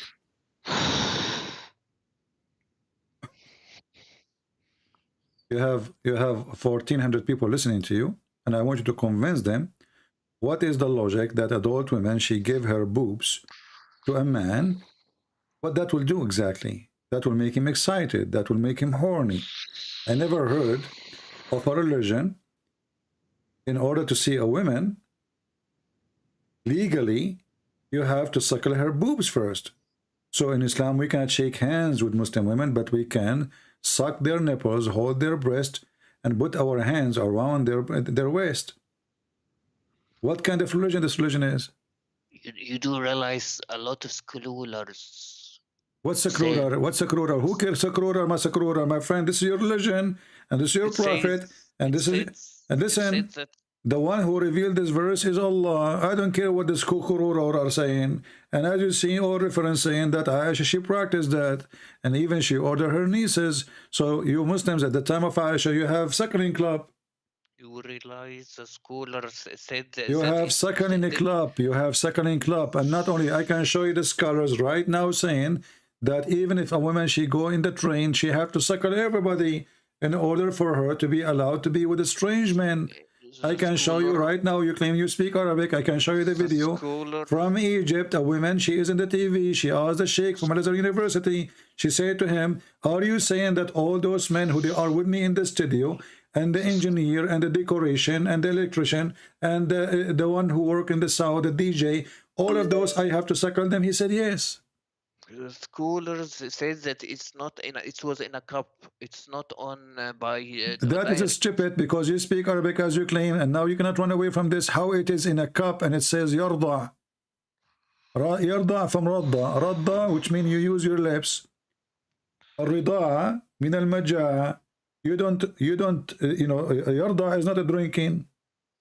What cup? And I will go with this stupid thing. Let us say in a cup. So now the women, what she put in the cup, this Sahla bint Suhail is not even a young woman. She don't have even a child. So do you think women, they have milk in their breast? Anytime you squeeze it, milk come out? Do you think they have a tank full of milk? This is stupid, my friend. They have no milk there. So we were suckling what? So the scholars you are talking about, they are a scumbag trying to find a solution for the stupidity of your prophet. And your prophet, nowhere he said to the women, go and give him a drink of milk. He said, Ardi'i. This is why the women, she said, how I'm going to suckle him? Did your prophet say to her, suckle him, or he said a drink? Not only the scholars said that, the Sahaba. No, there's no Sahaba. That's false. Show me the hadith where the Sahaba says that. Don't go there, my friend. Did your prophet say suckle, or he says drink? Do you see the book? Look. What the name of the book? Suckling. Do you see the name of the book? Suckling. So when those stupid ones, they say to you that this is a drink in a cup. So why it says suckling? Suckling is not drinking. Drinking is something, and suckling is something else. So when I drink now the milk of the cow, I'm not suckling the cow. I'm drinking milk. There's a huge difference between suckling and drinking. As you see here, it says he had nursed them. She's doing nursing. Does it say he said suckle him? Cedric, like it says, suckle him. Do you see the word suckle? Do you see the word? Do you see the word suckle? Do you see the word suckle? Do you see the word suckle? Suckle him. He did not say give him milk to drink. And this woman, she is not that young to give her breast have milk. The word rida does not always mean direct contact. No, it means that. This is why the word is suckling. And this is why the women, she said, how I'm going to suckle him and a grown man? If it's just a drinking, you can anyone drink, all of us will drink. So she said to him, she said to your prophet, the women, Sahla bint Suhail, she said, how I'm going to suckle him and he's a grown man?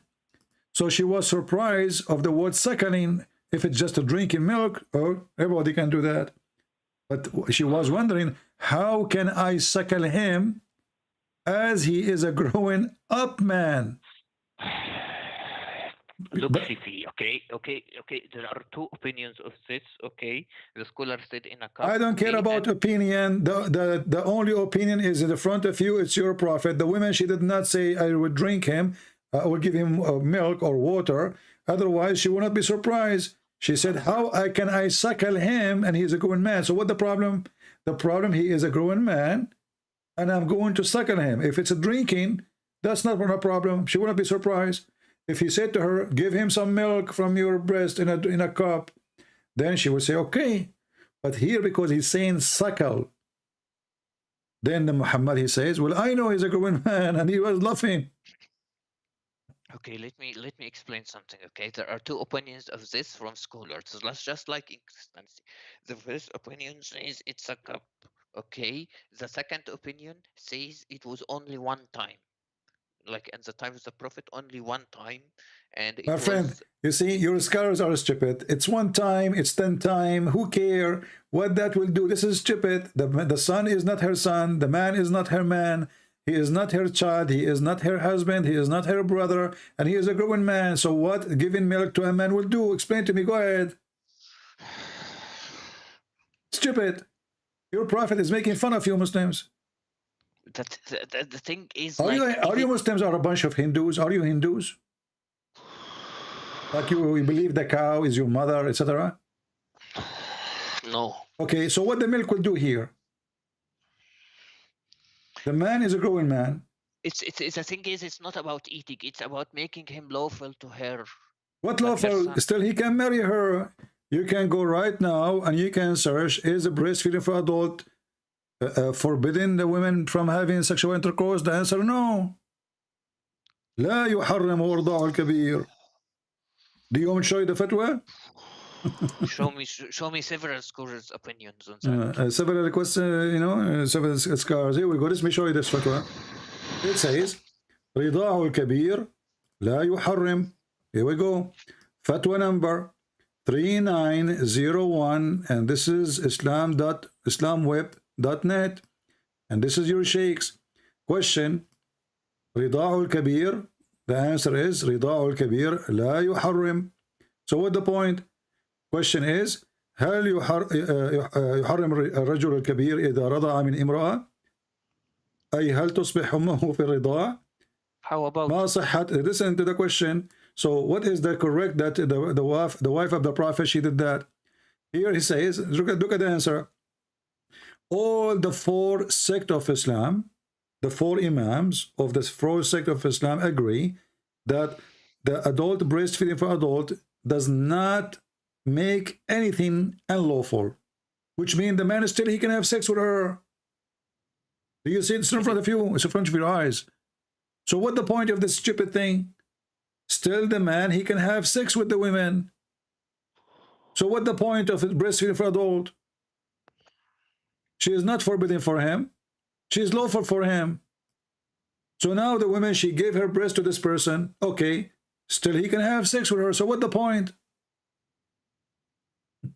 Okay, there's several opinions. Like what's it? What several opinion? It says here does not forbid you from having the women.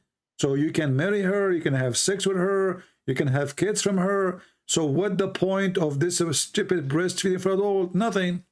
It says here وذهبت عائشة وابن حزم إلى أن إرضاع يحرم مستدلة بأن النبي صلى الله عليه وسلم. So Aisha opinion says. Thank you.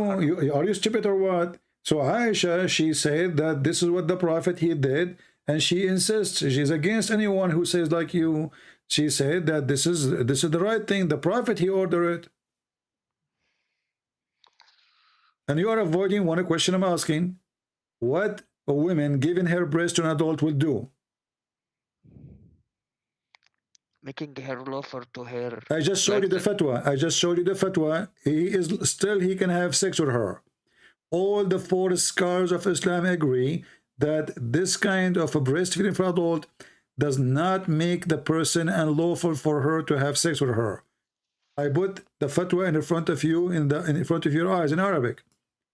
فمذهب الجمهور والأئمة الأربعة وغيرهم أن إرضاع الكبير لا يحرم. Do you see it? So what the point? Still you can have sex with the women. Why your prophet saying such a thing? Stupid. He's making fun of you Muslims. He's Satan.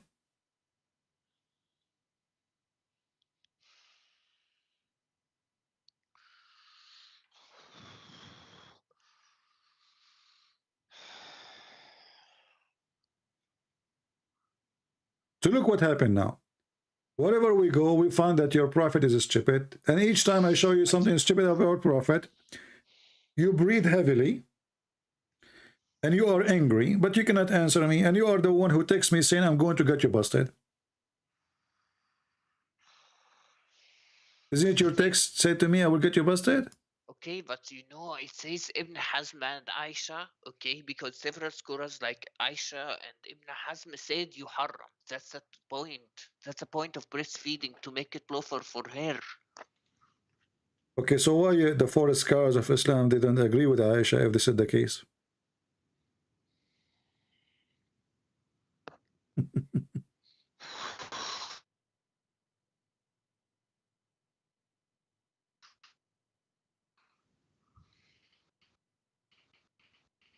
Hmm?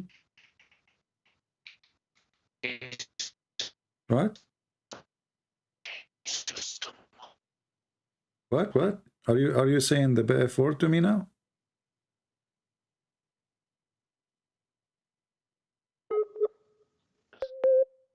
Scroll down in the fatwa. It says in the fatwa, it's for وهذا هو إرضاع عامة الناس، وأما الأول فيجوز إذا احتيج إلى جعله ذا محرم، وقد يجوز للحاجة ما لا يجوز لغيرها. Which means in the fatwa, the imams that said it's lawful, they said it's lawful only on heavy circumstances like when... Okay, what is the heavy circumstance? Hold on. You see, this is more stupid even. So now Allah, He revealed a verse from heaven for heavy circumstances, but still the man, he can have sex with this woman after suckle her. So what the point? What heavy? Okay, you know, the scholars that said that it's halal, they said it's only allowed only on it was only allowed under heavy circumstances like what is heavy circumstance? You know, my friend, the woman, she came to Muhammad, she said, my husband, he's jealous from this guy, he is in our house, he's a grown adult. The prophet, he right away, he said, just suckle him, that's it. He did not say this is only for you. Listen. Are you saying that your God, he sent the verse only for one person? Not for one person, but okay, it was allowed. So listen, no. So this is for everybody. And this is why Aisha, she was ordering her nieces and her sisters to practice it. How come none of the Sahaba, they waged war on her to do that? Why nobody complained? Why nobody stopped her? As you see, nobody questioned that. I mean, what about her brother of Aisha? What about her father, Abu Bakr? So nobody is saying to her, stop, don't do that. She is ordering his daughters. She's ordering his granddaughters to Abu Bakr, saying, you have to suckle any man will enter upon me. How come Abu Bakr did not say, well, how in the world you do that? As you see, nobody complained. The other wives of Muhammad, they did not like to do so. But Aisha, she was doing so. And all of us, we knew that your prophet, he says, take your religion from this blondie. Did he say that? CP, if adult breastfeeding was halal, why aren't we doing it today? Why aren't we Muslim doing it today? Who said they are not doing it? Isn't it the Sheikh of Al-Azhar? He says he is the one who come with the fatwa of breastfeeding for adult just a few weeks ago, and there's a few months ago, and there's another one a few years ago. I don't think he said that, but I don't think we do it. We don't do it. We don't. Because you are ashamed of it. Because you're ashamed of it. Because there's nobody want to do it. Not because it's not there, you know. And this is why when he said that, people in Egypt, they went so crazy. Because simply they are ignorant. He said, well, this is what the prophet said. It's not me. You know, a lot of things you say that are allowed in our religion, they are not committed in our Muslim countries. Like, it doesn't matter. You know, there's many things. Here we go. You know, this guy is, you know, sometimes you don't sound like, you know, you are an Arab, but sometimes you sound like an Egyptian. Here it says, Fatwa Irda'ul Kabir. Do you know who is the Sheikh? Look at the screen. Who is the Sheikh? Is that the Sheikh of Al-Azhar? The previous one? Ali Jum'ah?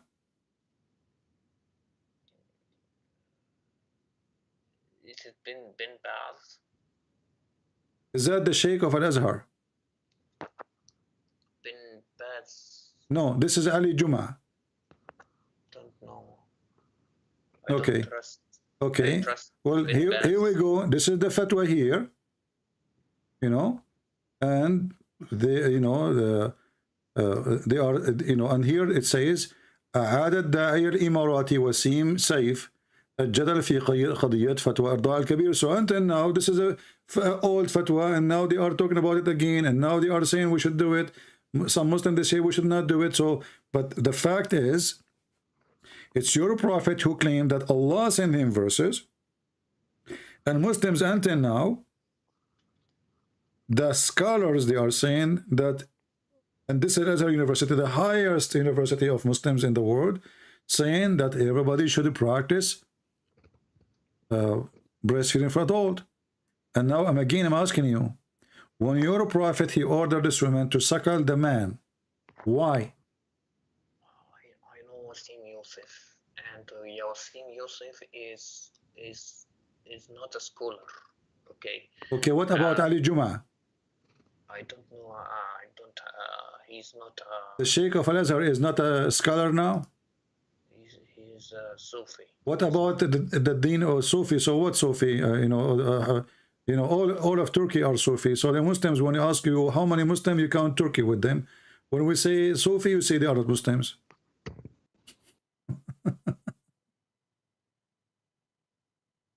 So listen carefully. Did you find where the sun set finally or not?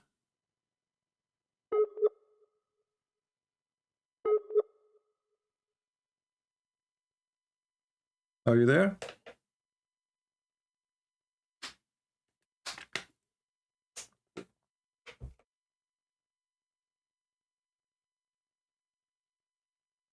Hello? Guys, should we hit in the head and finish it, or play more? Are you bored?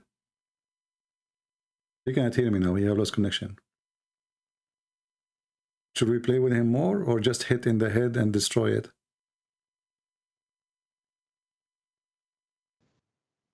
Are you back? I hear something now. I'm back. Do you Okay. hear me? No, I did not hear anything because we lost you. So listen. So now, did you find where the sun set, or not yet?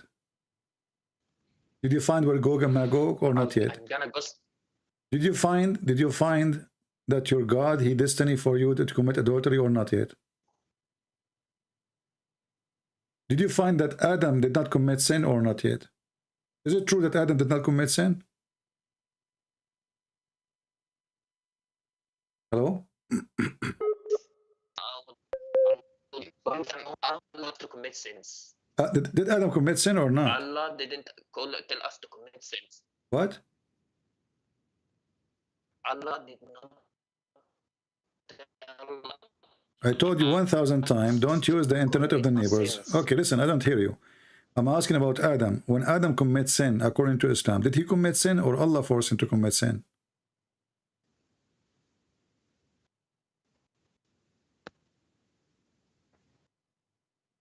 Hello? He committed it. He committed sin. What if I show you that Allah is the one who forced him to commit sin? Do you promise me to leave Islam if I show you that? Because that if Adam did not commit sin by choice, that means all of Islam is a stupid religion. If all of us will commit sin, huh? I promise to call myself a donkey if that's correct. What about you call Muhammad a donkey? No, I won't call him a donkey because Why? he's Because it's not not your fault. It's not your fault. The one who said that, it's Muhammad, not you. You need to understand that your religion has so many errors at Again, your prophet, here we go. I see your prophet again, that your prophet is a donkey. Because your prophet, he took the Bible, he put his hand on it, and he said, I believe in thee and the one who sent thee. So if my book have errors, then the stupid Quran keep confirming it, Muhammad keep confirming it, the Abdul in YouTube don't. Read with me. Read with me now. You're a prophet, you know, he said that Adam and Moses, they have a debate. By the way, how Adam and Moses met? In heaven. But they are not in heaven now. How they met? Isn't it your prophet, he said that he is the first one to be resurrected in the day of judgment? in barzakh, in No. in the heavens before, because there are 7 heavens. No, my friend, the first one to be resurrected is going to be in the day of judgment. So the barzakh you are talking about, this is after that day, not now. I understand sab'a samawat. This is not the question. You are first not going to heaven, 7 sanawat. What 7? The barzakh is not in the sky anyway. And the barzakh is not even an Arabic word. And Muhammad, his story. Listen carefully. Barzakh is a dry land. Is that correct? No. If I show you what you will call Muhammad? I won't call him anything wrong, okay? Okay. Why you will not call him wrong? You said barzakh is in heaven, but barzakh is a dry land.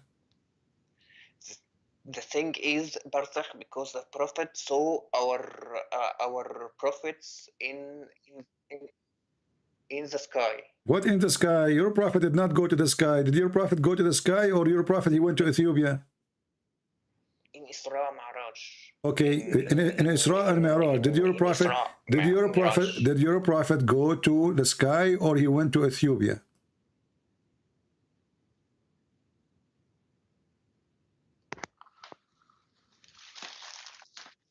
Huh? So Your prophet, he went to the sky, or he went to Ethiopia?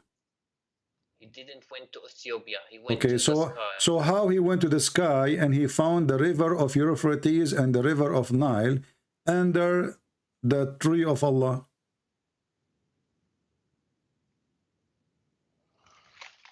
Where does it say that? Okay, be a man and explain. Be a man. Here we go.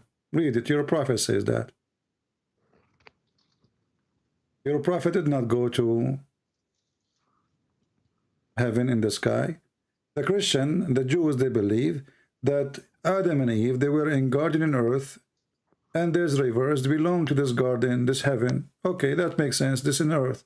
But your God, Muhammad, he claimed that he went to see his prophet Allah in the heaven under the tree of lotus tree, and then under the tree he found the 4 rivers. One is Sihan, the other one is Jihan, which is in north of Syria, and Euphrates in north of Syria too. And he found the Nile River coming from there. So your prophet did not go to the sky. He went to Turkey and he went to Ethiopia. Where does it say? I don't see any rivers. It's in front of you. It says Abu Hurairah, the father of the cats, he said, Allah Messenger saying, Sihan wa Jihan and the Al-Furat, Euphrates, and the Nile are all among the rivers of paradise. Where they are coming from? They are coming from under the tree of Allah. There's 2. Huh?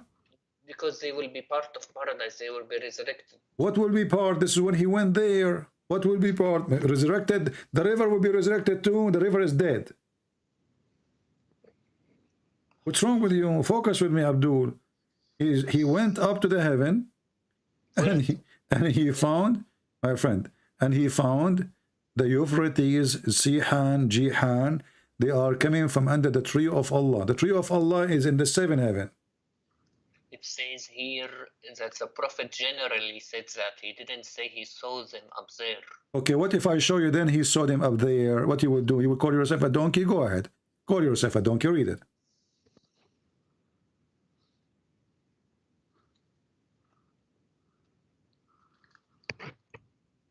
Read. I'm reading. It still didn't refresh. Say Allahu Akbar will refresh fast, you know. Read it now.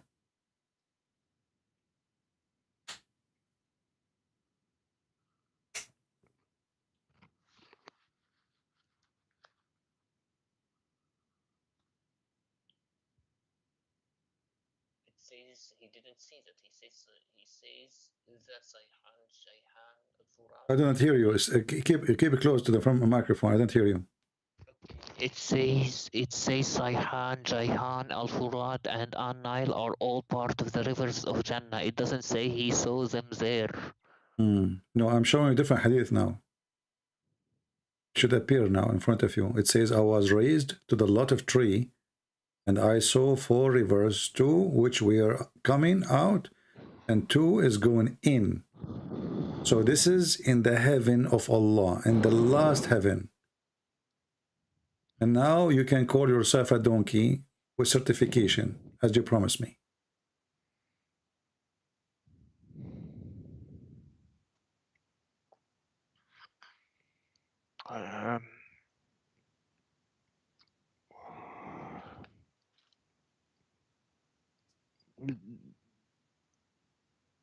What? Come on. Does it say I was raised to the lotus tree? Where's the lotus tree? In the seventh heaven, right? This is the tree which is you walk underneath of it is 100 years, and the leaves of it is in the size of elephant ears, and they are made of gold and silver.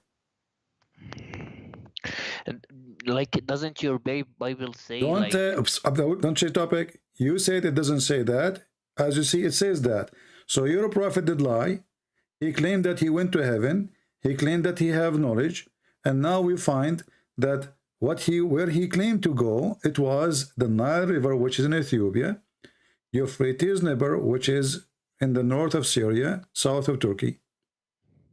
So when I said to you, no, he did not go to heaven, you said, no, he went to heaven. I said, well, he went to he saw the Nile River. He says, where it says that? I show you the hadith. He said, oh, well, he did not say this is in the, like when he went there up, he raised up. No, he did not say that. And now I showed you this one, and now still you can making games. I was raised to lotus tree, and I saw forever. Where is the lotus tree located?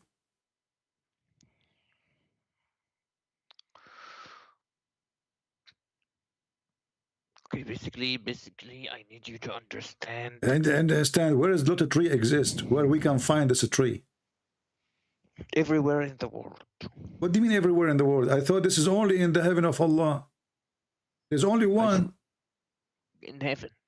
But you said everywhere in the world a second ago. No, I don't mean. I mean in heaven, everywhere in the world of heavens. No, it's not everywhere in the world of heaven. Only in the seventh heaven. You're acting like a mule now. Listen carefully.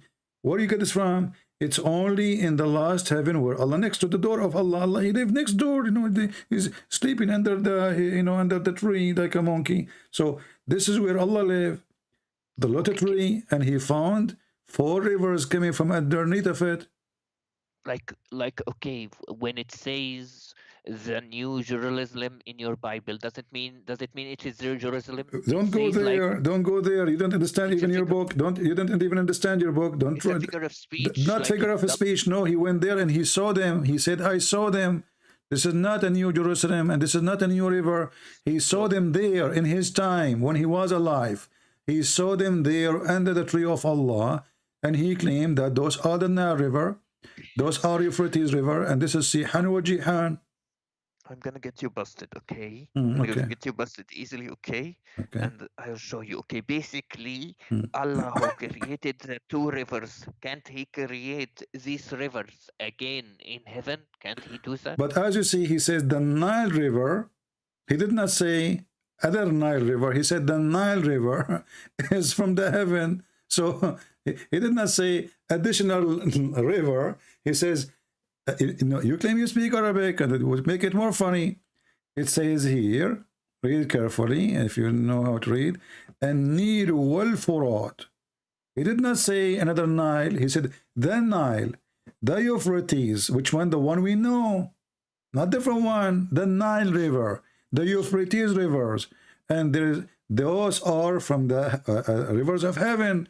So he is not saying 2 other rivers. He says the Nile, the Euphrates. When you put in Arabic the same as in English, when you add the al before the word, it means something we know. That's why it's called al-Tarif, correct? So does it say an-Nil wal-Furat or a Nile? It says the Nile, not a Nile, which means whatever Nile. The Nile River, the Euphrates rivers, they are coming from under the tree of Allah. Okay. And I ask you, where the tree of Allah? You said to me, everywhere in heaven, which is a lie. The tree of Allah, the lotus tree, is only in the last heaven of Allah. CP, I need to ask you something. Like Ask me maybe, something. Okay, ask me something. okay, if God resurrects you to life, okay, can't He create the river again, like in the hereafter, like He But created and hereafter, this is Muhammad going now when he was sleeping next to his wife to the seventh heaven in the top of a flying donkey. And hold on, let me ask you here. When your prophet, he says he is the first one to be resurrected. And then he go to heaven and he found Moses there, Adam there, Abraham there, everybody there. So why he's saying he is going to be the first to be resurrected between all the prophets? If all of them, they are there already. because they are alive with their like souls. What do you mean their souls? No, he saw them. He saw them. He saw even Adam crying, you know. And Moses, the Jewish guy, he said to him, when Allah gave him 50 prayer, correct? And then Moses came to him and he said to him, Habibi Muhammad, what Allah gave you, Muhammad? He said to him, 50 prayer. Moses, he said to him, Habibi Muhammad, go to Allah and ask him for discount. So Moses was there for real, not his soul. Stop lying. And this is contradiction, because if Muhammad is the first one to be resurrected, then how in the world Adam, Moses, Abraham, everybody is there, the holy club? They are there. What I understand, they are there with their souls. They saw them in their souls. Well, that's mean there is no need for resurrection, because simply already they are in heaven. Already, no, if you enter heaven, my friend, if you enter heaven, that's mean you are in heaven. You do not need to be kicked out again. So are you saying to me that Allah, he took Adam and Abraham and etc., and then when the judgment day, he will kick them out again? They are not in heaven. Currently, they are... Well, Muhammad, he saw them there. Did Muhammad see them there or not? In their souls, in their souls. No, he saw them with their body, because he saw a guy, he saw a man. He did not say a soul.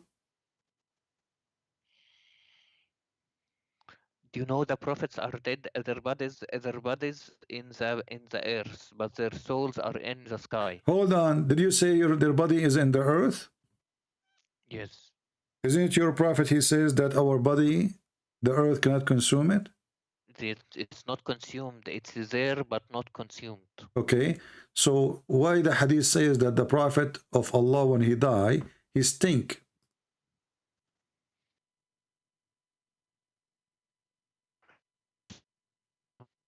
Not a sahih. Not a sahih. How you know? How you know?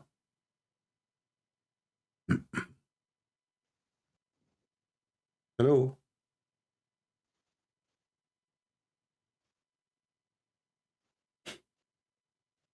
Not a sahih. Is it true that Al-Abbas, he said, bury your friend? He's losing connection. Not hear me? Yeah, I hear you now. Now I hear you. Go ahead. Hello? Hello?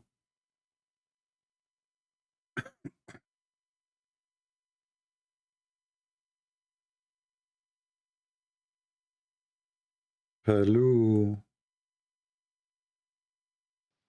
Hello? Yeah. So, did your prophet stink? He didn't. Okay, he didn't. Okay, so the hadith, the scholars, they say it was a lie. But the scholar says it was a lie. Okay. Okay. Who is the scholars who say it's a lie?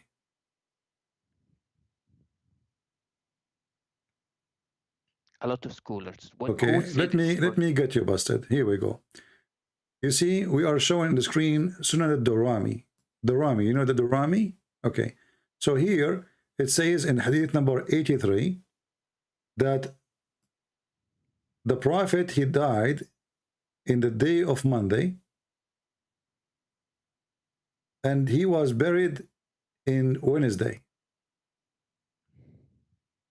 And then here you will see Ibn Abbas al-Abbas, he said, Inna Rasulullah sallallahu alayhi wa sallam قد مات وإنه لبشر وإنه يأسن كما يأسن البشر أيا قوم فادفنوا صاحبكم فإنه أكرم على الله, etc. Does it say that your prophet, he stink like all human, they stink, and he's dead? Okay, but the scholars said this hadith is false. That's false statement, my friend.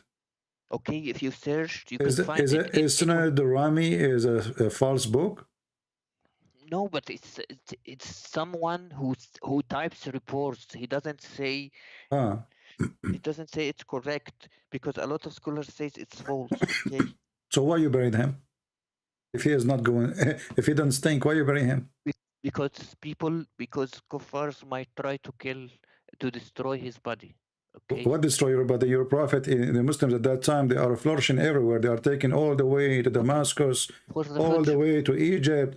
The guy now is dead. What will happen to him? Because someone of the Islam haters might try to burn. So what the difference is going to be if you put him under a few feet, or you put him on the top of a few feet? He can dig and take him out from the grave. What difference is going to make? Listen, Abdul. Listen, Abdul. Is it true that the hadith says too that his belly became full of fart? And he was farting? Hadith, okay, if you just, like, anyone can do a Google search and will find this hadith is not correct. Okay. Who is the one who says it's not correct? Okay, let me see.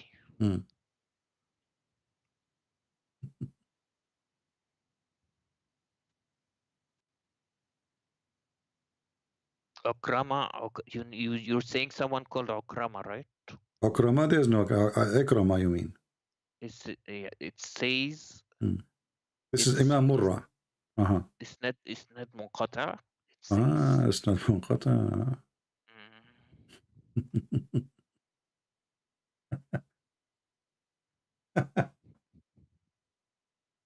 It's everything. Every hadith is false. Okay. Okay, hold on. So if it's false, why it is in your books? I mean, why you Muslims are so funny and so dummy? If those hadith is not true, why you Muslim, you write them in your book and you put them in a book, it's called authentic. So the book is authentic book, and then the hadith is not authentic, and now who says that? Okay, let me explain. Like you have Gnostic Bibles, you have other Bibles. Why are they still there? But you see, this is stupid of you to mention, because simply it is you Muslim who wrote those books, and you are the one who approve it. For us, those books are not our books. You can write a book if you want. They are put in a library. Al-Bukhari, who care about the library? In the library, there's my books too. My books is in the library too. You can go check it out. So, if my book's in the library, does not mean that you Muslims approve my book, correct? I'm Christian Prince, and you are a Muslim. So my books is against Islam. So you cannot use my books to be against me, against you, unless I'm showing you a proof from your book. So those are your books written by you Muslims, not different sect, not other religion, not the Jews, not the Hindus, not the Christians. So when the hadith says that your prophet قَدْ رَبَى بَطْنَهُ وَإِنَّهُ يَأْسًا كَمَا يَأْسًا الْبَشَرِ. Do you know what رَبَى بَطْنَهُ mean? The fact is, what رَبَى بَطْنَهُ? It's not a true hadith. Okay. You are saying without even knowing what the word mean. What رَبَى بَطْنَهُ mean? I don't want to say the word, okay? No, you do not know what it says. You are saying it's not true hadith without knowing what the hadith is saying. What رَبَى بَطْنَهُ mean?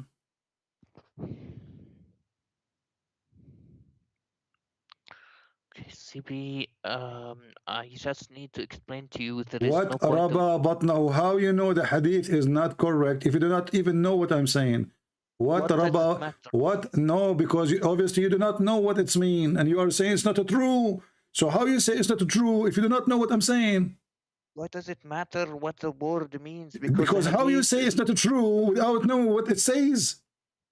Because the isnad is incorrect. How you know it's not true if you do not know what I'm saying? Okay, it's not true what? إسناد منقطع. You are saying it's not true. I said to you, قد ربى بطنه. You are saying to me this hadith is wrong or weak or whatever. I'm saying to you, what قد ربى بطنه mean? You said it doesn't matter. How you know it's not true? It's weak if you do not know what the hadith is. Because we don't say it's true or untrue until we find the narrators. So how come you said to me not true without finding what I even am saying? You don't even know what I'm saying. And right away you said to me it's not true. Because it doesn't matter what Rabba Batnahu means, because the hadith is incorrect anyways. It's my friend, but you made the decision is incorrect without knowing what is the hadith. Why we don't compare the hadith to anything else. We find the narrations and we say it's but you just said, you see, you are opposing yourself. You just said it's not true, but you do not know what I'm saying to be true or not. I mean, did you understand even what I'm saying? Let me repeat again. قد ربى بطنه. What does that mean? You do not know. So how you know it's false if you do not know what I just said? If there's no okay, first of all, CP, like, stop trying to find errors in Islam, okay? Stop trying to find errors. Let's read together. Let's read together and love together. الطبقات الكبرى is الطبقات الكبرى written by the big Imam, the big fat Imam, Muhammad ibn Sa'd. Is he a liar or he is a true Muslim? He writes reports. He doesn't say this is are correct. Like so he report what your prophet happened to him, but he reports something false? He writes them down like something like the Gnostic Bibles. Gnostic Bible, my friend, the Gnostic Bible. My friend, listen, it says here that it says لما قبض رسول الله صلى الله عليه وسلم when he died, the Sahaba they said قالوا فتربصوا حتى ربى بطنه. They waited. They did not bury him because he said to them, we people of prophet, earth don't consume our bodies. So they believed him. So they did not bury him until Wednesday because he stank. It says حتى ربى بطنه, until his stomach became full of fart and his belly became so big. And when this happened to a human being, his body start breaking wind. He's dead, yes, but because the gas inside his stomach make his belly bigger, bigger, bigger, enter the stomach, cannot take it no more. And then what will happen? The fart will come from the dead body. And this is what the hadith is saying.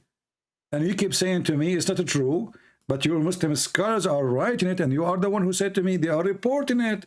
They are reporting something true or not. Okay. Basically, like I said, this is a report that all scholars say it's weak. Just because it's written there doesn't mean it's correct, okay? All right. Your scholars are ashamed of your prophet lies, and they are trying to duct tape the story. So your prophet is full of fart and gas is coming. And then the Sahaba, they said, let us bury him, for he stink. But not antana mean he stink. So why those are the companion of Muhammad, they are the ones saying that. Why those people will lie? And why who carry the story from them he will lie to? And all of you are Muslims. Because this is a long narration. It doesn't... My friend, doesn't matter what long narration, narration. It is you who wrote it. It's you who transmitted it. It's you who brought it. It's you who preserved it. Your prophet was a farting machine. And by the way, is it true that when your prophet he do poo-poo, the earth eat his poo-poo?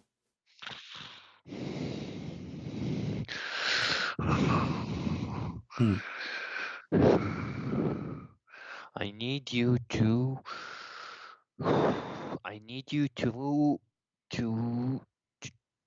you need to focus more on the hadith that you narrate. A lot of them are weak. This one is weak. These are like the Gnostic Bibles, okay? What the Gnostic Bible? We don't have something, we don't have such a thing. This is a book anyone can write. We don't have such a thing. Okay. My friend, hold on. You're just being stupid now. You're a prophet. He took our Bible. He did not take the Gnostic Bible, and he put his hand on it, and he swear by it. So stop being stupid. We swear by it. That doesn't mean it's not corrupted or edited. So your prophet, he swear by something is corrupt? That means he's corrupt. The one who swear by something is corrupt. That means he's a fraud. Because it has some truth in it. But he swear all the book. He says, I believe in thee and the one who sent thee. And we do. Okay, but he said, I believe in thee. He did not say, I believe in some of thee. You realize most of your books have unknown writers. So listen, is it true that when your prophet, when he do shit, the earth swallow his shit and it was so yummy? What? Is it true or not? Or honestly, I want to be sure. You know, because you Muslims, you have a lot of skills with the poo-poo. So when you Muslims in your hadith report that the prophet poo-poo smells so good, and when he do poo-poo, the earth swallow his poo-poo. Is that true or this fabrication too? Okay, let me ask you something. Okay, don't ask me something. Is that true or not? I don't know whether it's true or not, but I can ask you something like Jesus drank so listen. Hold on, listen. Jesus. Don't change the topic. Is it true or not? Are you saying God was breastfed by Mary? Is it true? Is it true or not? I don't know if it's true or not. Okay. Okay. Why you Muslims you write things about your prophet if you are not sure it's true or not? No, there is sometimes I'm not. I can read. We read. If it's authentic, it's authentic. If it's not authentic, okay. It's not is it true that your prophet he received the chapter of Al-Fatiha when he was doing poo-poo? If the hadith is correct, but the hadith, I doubt the hadith is correct. It never says that. Well, here we go. This is the chapter of Al-Fatiha. And this is the book of Asbab al-Nuzul. It says that the prophet, he received Al-Fatiha. Each time he tried to get out to do poo-poo, he hear a sound saying to him, O Muhammad, he flee. Whenever he went out, this translation for the word baraza, which means he do shit. So each time he want to do shit, he hears someone calling him, O Muhammad. And whenever he heard this, he used to flee. So what the relationship between the Quran and shit? Can you please prove to me if the hadith is correct? I don't care. This is you're the one should prove it to me. This is your book. What's wrong with you Muslims? So you Muslim, you have a book, and you write in your book about your prophet, and you put it in a government website, and you publish it, and you translate it, and then you are asking Christian Prince to prove it to you? It's like something like the Talmud. You know the Talmud? Are you being stupid or not? The Talmud is a book we don't approve. So you don't ask me to prove a book I don't approve. This is your book. So what you Muslim do in order to run away from the stupidity, you ask me to prove that this is a true story. If it's not a true story, why you Muslim wrote it? Because we write all reports and then we decide which one hold is on. authentic. Let me ask you, did your prophet order you to write all report? He told us not to write anything until the Quran. So look how stupid you are. You are saying to me the prophet, he ordered you not to write anything, and you just said, because you Muslim will write everything. So why you write everything if the prophet says don't write everything? After he dies, he told us not to write anything while the Quran is being written. He said to you, don't write everything after he died or before he died? Before he died, while the Quran was being written, because to make sure it not mixes with the. No, you're a prophet. He says anyone who write anything beside the Quran, he should erase it. Did he say that? Yeah, for the moment. He did not say for the moment. You are a liar. Show me where it says for the moment. Okay, let me see. There is a hadith that says, "Hadithu anni wala haraj." Okay, here we go. Speak about me. Okay. And no problem. The same hadith is in front of you. I'm showing it to you now. But this is the same hadith says, don't write anything about me. Okay, but it says, what does it say next? It says, Hadithu anni wala haraj. Talk about me, no problem. Talk about Hadithu anni, which means tell the people about me. Yes. But he did not say to you to write anything about me. Correct? Yes. Okay. Yeah. As long as you're a prophet, he ordered you not to write anything about you. Why all those books written about him? I don't remember. There is another hadith that says that it's okay to write down. But anyways, he said that So you because the are saying to Quran me now, your prophet was stupid. In different place, he said it's okay to write down about me. In different place, he said don't. It's not okay to write about me. So your Oh, prophet okay. is a mentally ill. Once he say, No. okay, listen.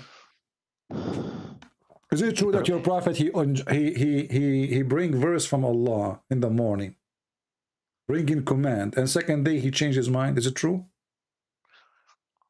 He permitted it later because you know there is. Listen to the question carefully. He says something in the morning today or afternoon. Second day in the morning, he said the opposite. Is that true or I'm making things up? Okay, because there's something called abrogation. Okay, so you are saying to me that you have a prophet, he have a God, he gave him command at 12 o'clock, he gave him the opposite command at 6 o'clock, after 6 hours. How about you understand something, okay? This is normal. This is normal. Why? Because how it's normal? If Allah, he said, as an example, in the case of murder, does the murder change? Murder is a murder. He said, the free for the free, slave for the slave, women for the women. What that?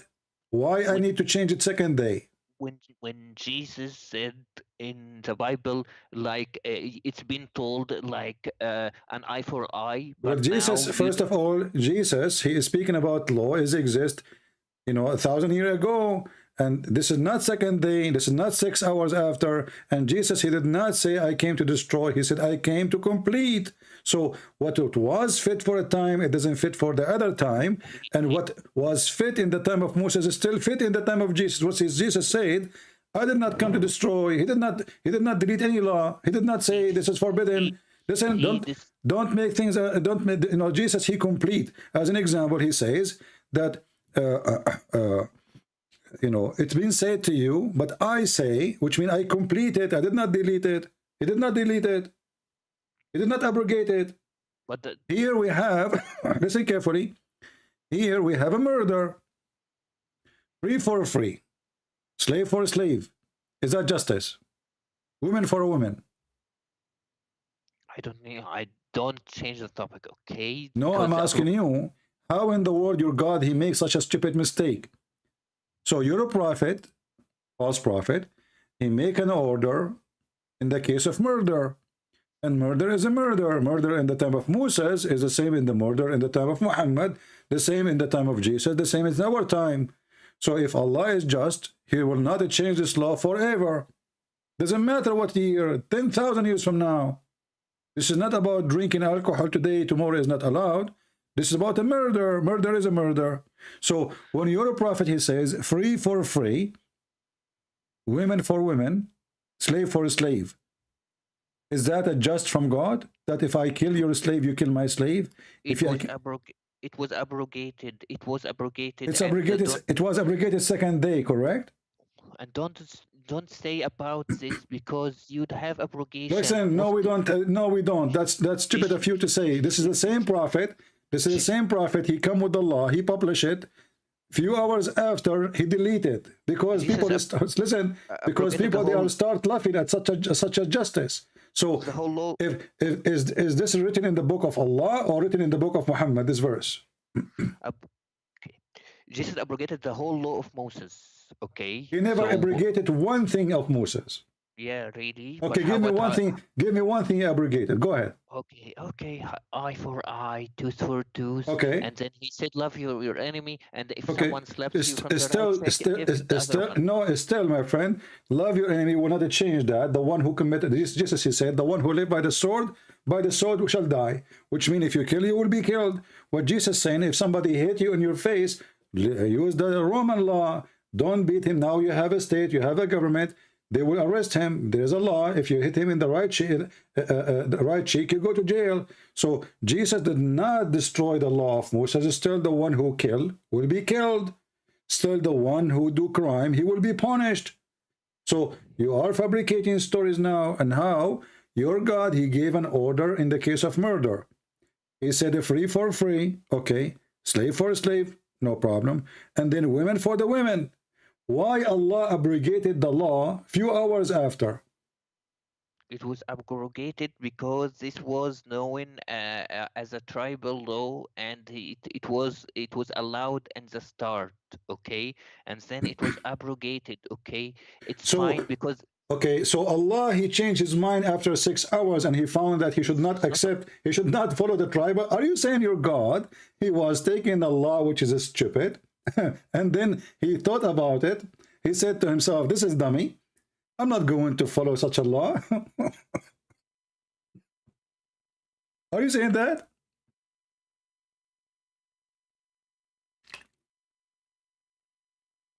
you can I didn't it's hear you. abrogated, okay. You say it's not the Old Testament. The Old Testament. Abdul, don't change topic. So Allah now, he gave them an order.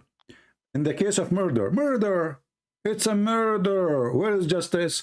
So are you saying that this law, which Allah, he gave you, said this is a tribal law? So your God, he commits sin and he follows stupid law, which is not his law. Is that the law of Allah, or this is the law of the tribes? Allah permits something and then bans it. He has the right to do that. Okay, why Allah, he permitted if it's wrong? Just like in the Quran, it says that Allah allowed Jews to eat some things, and He then banned them from eating some stuff. So it doesn't Abdul, mean this is a that fabrication anyway. First of all, the Quran says Allah did not forbid the Jews from eating anything except what Israel forbid himself from eating. So stop lying. Number two, what does have to do with this? When Allah, he approved this law, was this law wrong or good? Bad or good? you can ask the same thing in your Old Testament. Don't change the topic. No, I asked the same thing. I did not say anything wrong. It's you who changed it. I didn't change it. And this is the same prophet. And this is a few hours after. So now Allah, he gave a law. And then the people start laughing at Allah. And then Muhammad, he go to bed.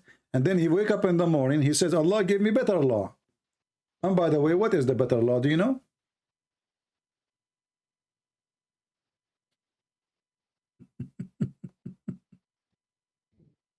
Are you there?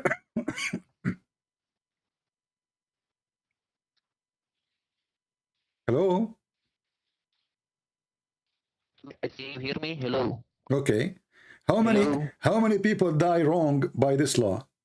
In the case of murder, free for free. So if a white man kill a white man will be killed. If a white man kill a black man will be killed. What kind of God this God is?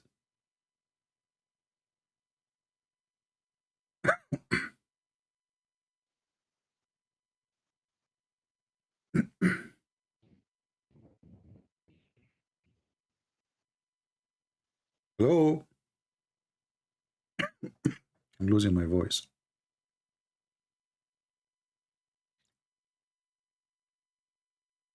Are you there?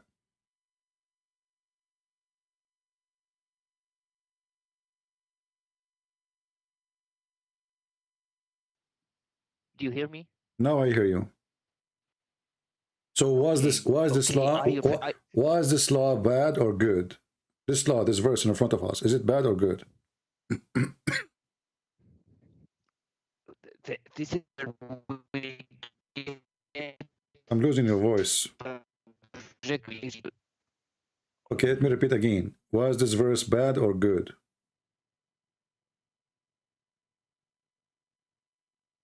This was a good. It was good. It was good. It was allowed. It was good. So is it good that if in case if I kill your wife, you kill my wife? Is that good?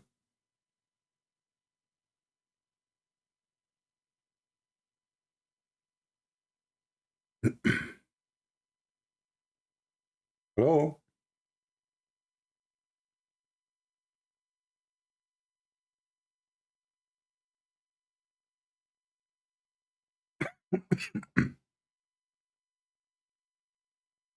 Are you there, Abdul?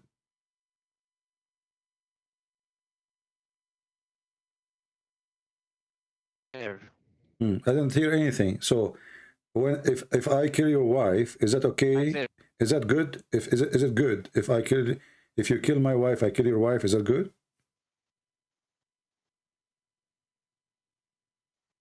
He's using the neighbor internet. It's it's good. If it's good, why It's Allah? good. It was because If it was good, if it's good, why Allah he deleted then? because we don't have subjective morality. Our morality is based on the religion, like But this is the morality of Allah. Is the morality of Allah? If I kill a woman, you kill my women. Is that right? Is that fair? What about you kill the killer? Why in your Torah it says kill? Abdul, this is not about just killing. If I kill, you kill me. You don't kill my wife. If I kill your wife, I should be killed, not my wife. You're a stupid God saying in the case of murder, free man for a free man. So your God, he separate, divide between free and slave. So in the case of a free man will be killed for killing a free man. If he kill a slave man, he will not be killed. And then he says, female for the female, slave for the slave. So if I kill your slave, you don't kill me, you kill my slave. So now we have two victims.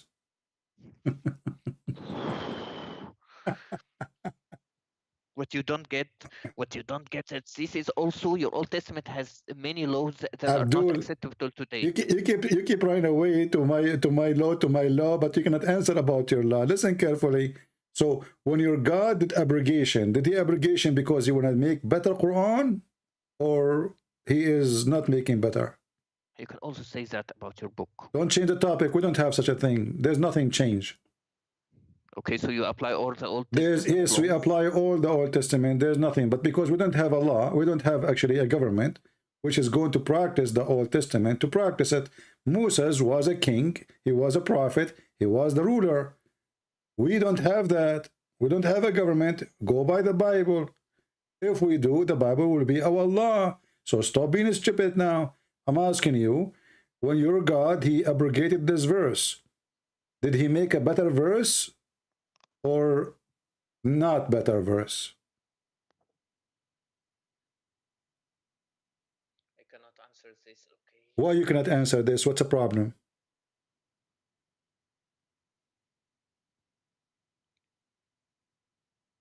There is always a law for each time. This is not the question. When Allah he abrogate, because what each time? This is second day. What each time? You Muslims are funny. We are talking about the second day. We're not talking about 10,000 years after. Okay, I'm asking you, when Allah he abrogated this law, did he come with better law or worse law?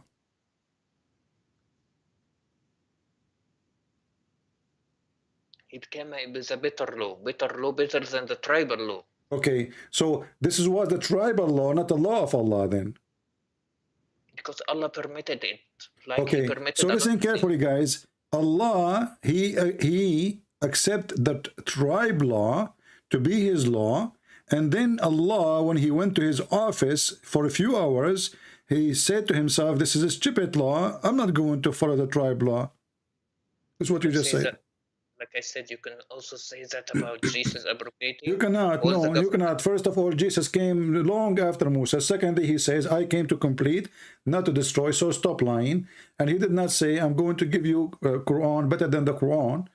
Here we have, you keep repeating this is a tribal law, which means the Muslim, they lie when they say that the Quran written in the book of Allah in the sky, because you just say this is a tribal law, this is not the law of Allah. So if the Quran written with Allah before he gave it to us, this is what is written there.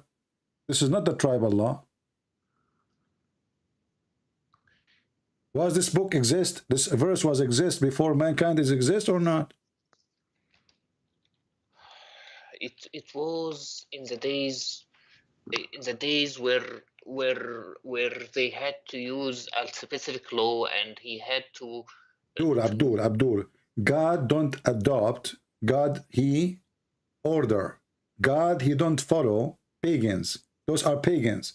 So if your God is taking wrong decision by following the tribal law, which is racist law, obviously, that only free will be killed for a free and slave for a slave and women for a woman, Allah cannot be God then, because he is following pagan law. Is your God Allah supreme, or he is a follower of the pagan?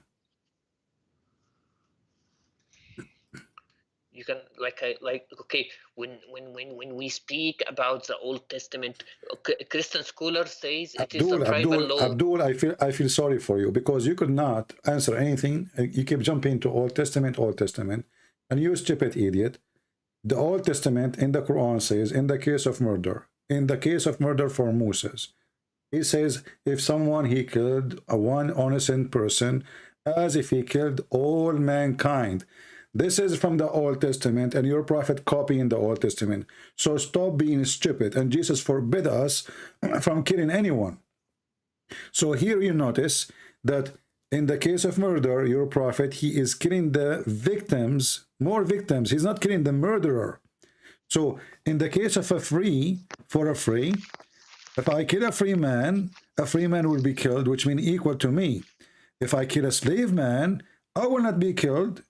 Another slave, my slave, will be killed as a penalty for me. So your prophet is not following the teaching of God. He is following tribal law, as you said. And this verse cannot be from the this verse cannot be from God then, because it is you who keep repeating this is the tribal law. That's not what I said. I meant this was permitted, like Mut'a was permitted at first. And no, you see, here we go. Mut'a was permitted, and then your prophet forbid it, and then your prophet permitted, and then your prophet permitted, and then your prophet forbid it, and then your prophet permitted because he's a joker. So, hold on. No, here we go. You want to show you a reference? I bust you, okay? I busted you. You bust me, absolutely. So listen carefully. When your prophet, he permitted the Mut'a, was he permitting adultery? It was forbidden.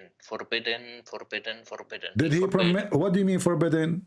Did he permit it or he forbid it? He forbid it. He permitted it at first. I allowed it. Okay, hold on. Who is the one who gave a permission for the Mut'a first? The prophet didn't, like, he said it's okay. No, it's not the prophet, it's the Quran. Is that true? In Islam, perfectly what the prophet does is what Allah told him. Okay, because the prophet is Allah. So look, guys, listen carefully. Allah, he said in the Quran, chapter 4, verse 24, you do Mut'a. No, Muhammad, no. What? No, it's in the Quran. Read it. It doesn't say that, okay? Doesn't say that, okay? Okay, what do you want to challenge me? I want to show you donkey. You want to show me that your prophet is donkey? Okay, go ahead. You are a donkey. Okay, let's see who's the donkey. This is a chapter 4 in the front of everybody, and you will read for me, and everybody will laugh at you, at your prophet Muhammad. Here we go. the adultery, the fornication prophet. Here we go. The fornicator Muhammad is the one who is promoting fornication and making business of pimp. You know, you get paid for sex, and you are saying to me that this is not in the Quran? We'll read it. Read it. This is about the Mut'a? Which interpretation like me to show you? You want a Jalalain? You want Ibn Abbas? You want Ibn Kathir? What do you want? Right. Okay. Can I ask you something? Don't ask me something. Don't ask me something. Read it. If Mut'a was permitted, why is it banned? Read it. No, you see, it's never been bad. Never. I can show you a hadith that after Muhammad's death, Umar he practiced Mut'a. Abu Bakr he practiced Mut'a. All the Muslims practiced Mut'a, and Muhammad was dead. So how it is banned? We don't do it in our country. Listen, first of all, you don't do it in your country. You do it. You just change the name. You call it Zawaj Arfi, Zawaj Friend. You have tons of names now. You did lie. You say chapter 4:24 doesn't say anything about Mut'a. Read it. Why you lie?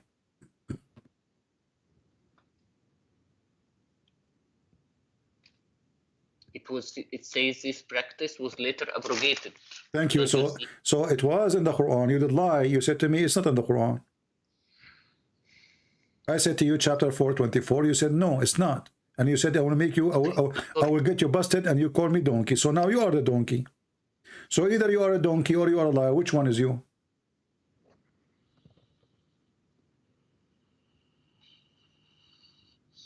So you have a God who order you to rent women for sex. Is that true? This is a tafsir, okay? But according to him, it was. But this is the Quran. This is the Quran. In Arabic, it says فَمَسْتَمْتَعْتُمْ بِهِنَّ بِهِ مِنْهِنَّ. So It says here, this is where the muta coming from. The word muta coming from stamtatum. So who is the one who came with this? Allah. And why it's in the tafsir? Because they are explaining the verse. And who is explaining the verse? Your scholars. Did your prophet, if a woman and a man, he said, if a man and a woman, they agree to F each other for 3 days, they can F each other for 3 days? No. Again, you want to be a donkey? Read the hadith. Here we go.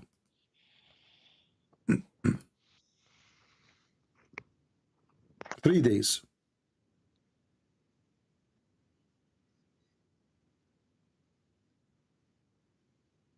Your prophet was a hippie.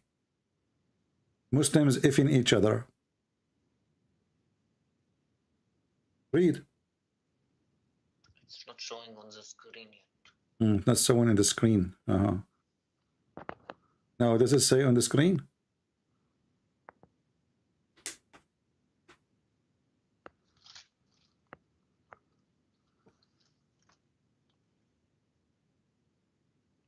It says the muta marriage has been cancelled, made unlawful. Read. What are you reading, my friend? Guys, look at this stupid religion. So this is a God, he asked Muslims to go if each other, and then this God, he told the Muslims stop if in each other. So if it was wrong, why he allow it anyway? I mean, this is the most stupid cult ever. Why Muhammad allow it? You see, when you say allow it, it's mean it's not was not allowed yet. So he allow it. So if it is wrong, why you allow it? Who is forcing you? You are a prophet of God. You have an army. You have men. You have swords. So you are making a law, and you are asking the Muslim to if each other, and then you say don't if each other. Then you make it the opposite. So the hadith says, "Qad harrama," he allow. He forbid, he allow, he forbid, he allow, he forbid. I'm gonna bust you, okay? I'm gonna bust you, all right? Read the hadith. Read the hadith. I see. It says. Read the hadith. If a man and a woman marry temporarily, their marriage should last 3 nights, and if they like to continue, they can do so. And if they want to separate, they can do so. I do not know whether there was for other people in general. A limited career that the Prophet said the marriage has been cancelled. Okay, so it's been cancelled. Okay, that's the thing. Like it's something like alcohol. It was permitted at the start, and then it was gradually not allowed. So your prophet, he allowed fornication, and by the way, nowhere here it says marry. Does it say the word marriage? Their marriage should. Okay, read for me where it says marriage. Here we go. Read the Arabic. It says فعشرة أيما رجل وامرأة توافقا فعشرة ما بينهما 3 ليال. عشرة, to if each other. There's no marriage. You Muslim, you lie when you translate. So any women, any man, they like each other, they like to if each other, they agree, they can sleep together for 3 days, 3 nights. And if they like to increase, they can increase. Does it say that, or I'm making things up? Does say that. Okay, so what kind of a prophet and why he would allow you to if a woman for 3 days, 3 nights, and you have to pay her? Because it was gradually not allowed. It had to be taken at a specific time. Why it's specific time? Was it allowed in the time of Jesus?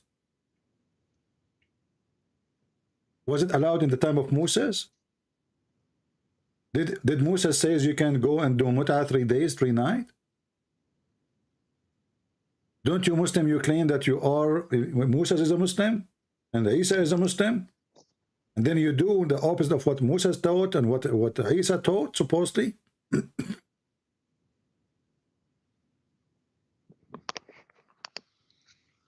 It's because Quraysh, because the kuffar around used to make zina. What kuffar? Those are Muslims. It's you are the Muslim who is doing zina now, not the kuffar. The kuffar don't do what you do. They are better than you. This is Muhammad teaching your daughter to go and rent herself. And let me ask you, is it true that you Muslim believe that muta is a kind of rental? If muta was halal, why we don't do it in a lot of our countries? You just said your prophet he allow it. At first. So if you are exist in the time of Muhammad, you will be doing it right now. If Muhammad was here right now, you will be doing it.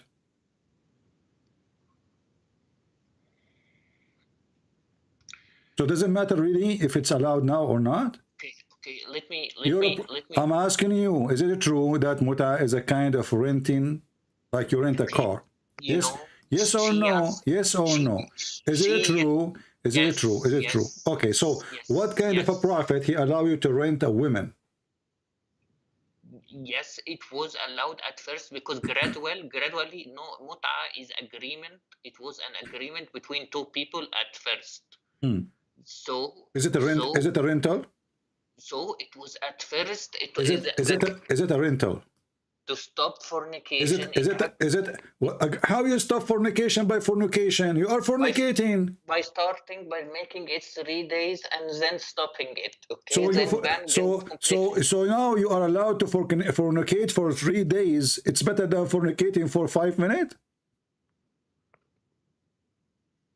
A guy, he go to a prostitute, he pay her, he fornicate with her for half hour, she go home, he go home. Now you have a contract of fornication.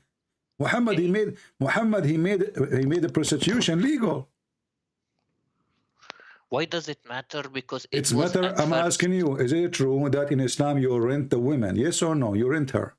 No, we can't do that. Okay, read it then. This is your Muslim website. It says, muta. Here, read with me carefully if you know how to read. If you are not illiterate like your shut up. I'm losing my patience with you. It says here, in some works, special term is applied to women who practice muta, musta'ajara, or rented women. Muta is considered as a kind of rental because in general, man, basic aim is this in this kind of marriage is sexual enjoyment of women. In return for his enjoyment, the women receive certain amount of money or property. Isn't it? This is exactly what prostitution is. Okay, this is a Shia website. Well, my friend, Shia, they are following the Quran and they are following your prophet. Well, why we Sunnis don't do that? Hold on. The Quran says you do muta. Can you show me a verse in the Quran says don't do muta? Okay, the verse, some said it says that, some said no. You are a liar. You are a liar. Not a single scholar say it doesn't say that. Prove me wrong. Ibn Kathir, Al-Qurtubi, Al-Tabari, Al-Jalalain, everybody says that Al-Muta is there. Why you are lying? The 4 Imam of the Muslim Sunni, the 4 sect, they agree that chapter 4 verse 24 is about the Muta. Not only the Shia. So the Shia, they are more decent than you. They are following what the Quran is saying. And when you say it's abrogated, can you show me the verse abrogating the verse? Where is the verse says don't do muta no more? By hadith, there are many. Thank you very much. So you Muslim, you follow a hadith written 300 years after Muhammad. Okay. Shut up, hold on. And you say to us, how you follow a book written 60 years after Jesus? So you follow a book written 300 years after Muhammad. How about the Bible Old Testament? Listen. So now you are saying you are fighting against the Quran because somebody exists 300 years after Muhammad said that Muhammad, he said this is forbidden. Do you have a proof that this guy, he is given how many hadith I showed you? And you keep saying to me, this is not true, this is rejected, this is not accepted. So listen, this is just to show you the hypocrisy. When you're Muslim, you want something to be accepted, you accept. When it's embarrassment, you reject. So now, because there's a hadith says that the Prophet, he did forbid it. Oh, finally, we are clean from this garbage. So now we can say to the Christians, it's forbidden. In front of everybody, what if I show you that the muta practiced by the caliphate after Muhammad's death? Okay, whoever did this, it's not allowed because I said the caliphate. I said the caliphate. Where there were many. I said the caliphate. I said the caliphate, the Sahaba.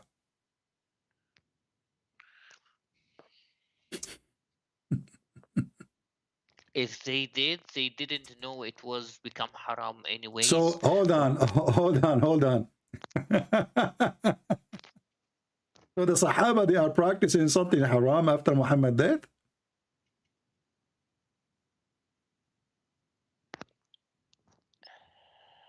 Anyway, CP.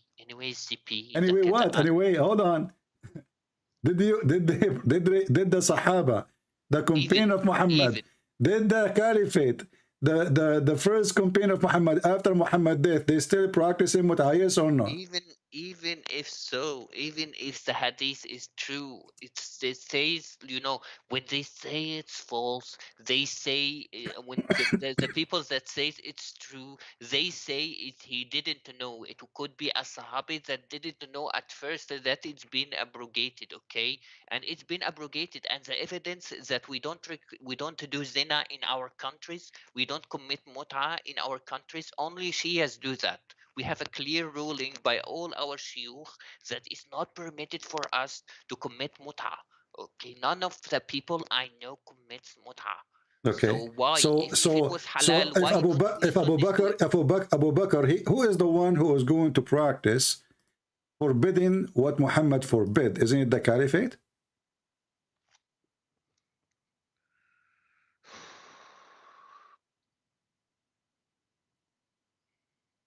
Is it the Caliphate? The one who forbid it is a prophet. Okay. Prophet, and then as long it is the prophet who is going to forbid it after the prophet. No one can forbid it after the prophet forbid it, and no one can say it's halal. That's what I'm saying. Then if the prophet he forbid it, so then the caliphate after that, they should forbid it too, right?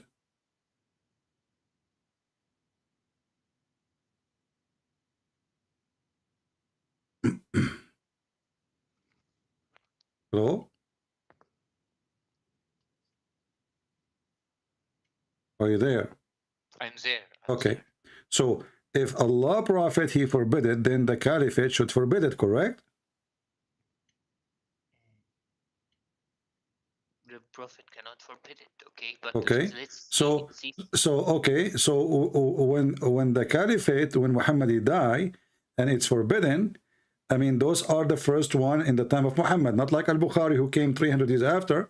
So if it's forbidden, then the Caliphate is the first one, should not practice it, correct?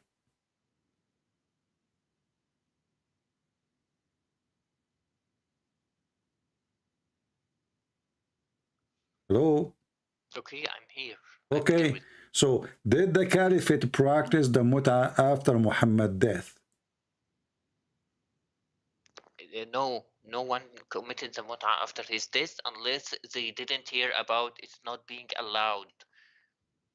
It's like saying like people commit zina, like zina in the West doesn't mean Jesus allowed it. Okay, it's here like we go. Divorce is done in this America. Is the hadith. Listen carefully. This is the hadith.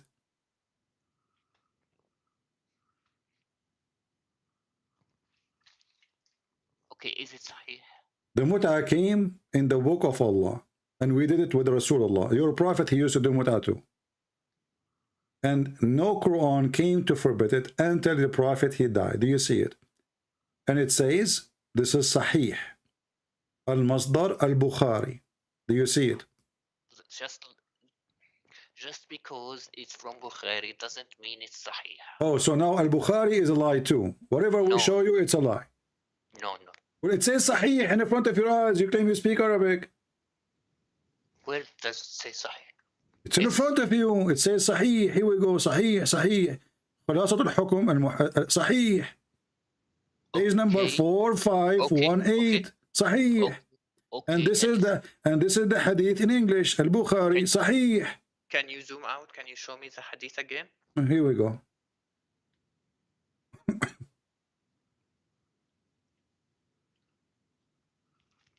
read. أنزلت آية المتعة في كتاب الله ففعلناها مع رسول الله صلى الله عليه وسلم. Okay, So Okay. there was mut'a and Hold on, but it says here, and nothing came to forbid it until the Prophet died. Nothing came to forbid it. because the Sahabi didn't know. No, no, listen, what do you mean did not know? وَلَمْ يُنْهَى عَنْهَا حَتَّى مَاتْ. And nobody, listen, and nobody forbid it until he died.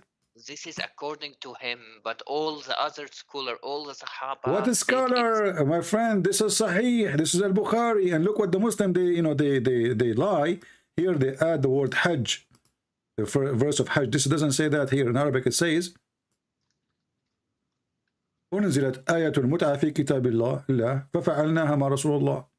Here they add the word Hajj, which is a lie. And nothing came to forbid it until Muhammad died. After Muhammad died, the caliphate, they are the one who forbid it. This is his point of view because it says here, and the first one who first forbid the mut'ah, it was Umar. Read with me. Umar, he is the first one who forbid the mut'ah. So the Muslim, they lie when they say Muhammad is the one who forbid the mut'ah.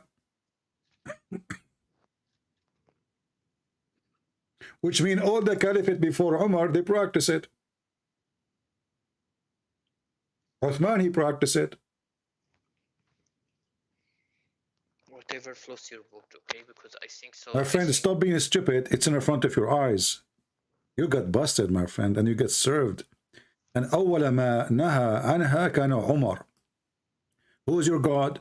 It's not Muhammad who forbid it. This is a lie. The first one who forbid it, it was Umar. Is that a Shia website? No.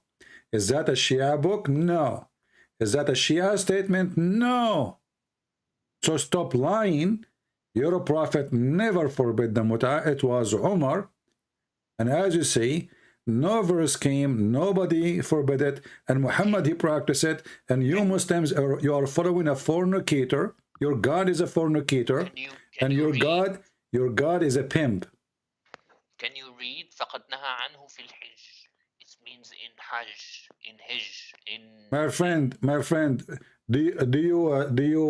is it forbidden now to do mut'ah in Hajj? It's forbidden. What is mut'ah and Hajj? What mut'ah and Hajj mean? No one does it. You Muslims are a bunch of joker. Listen, Abdul. It says here in the front of you, there's no Hajj. This is the Arabic. Read it with me. There's no Hajj. This is in English. They are a liar. Do you see Hajj here? It says you see عن التمتع في الحج. Okay, but this is in translation, not in Arabic. In the top, you see in the top, in the next, okay, next line. Okay, hold on. Okay, so listen. So if this is tamattu bil hajj, so it says it is came in the book of Allah. Which verse it says you can do mut'ah by hajj? Which verse? It says the book of Allah, right? Ayatul mut'ah. No, it says nazalat ayatul mut'ah fi kitab Allah. Ayatul mut'ah. You see it says ayah.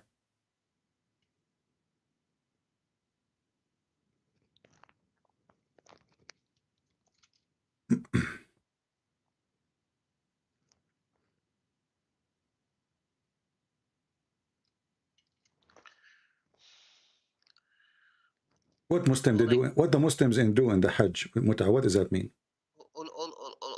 All I could say is that we don't do mut'ah in our country. Why you don't do mut'ah in your country? How come? You do zawaj friend. Zawaj is not mut'ah.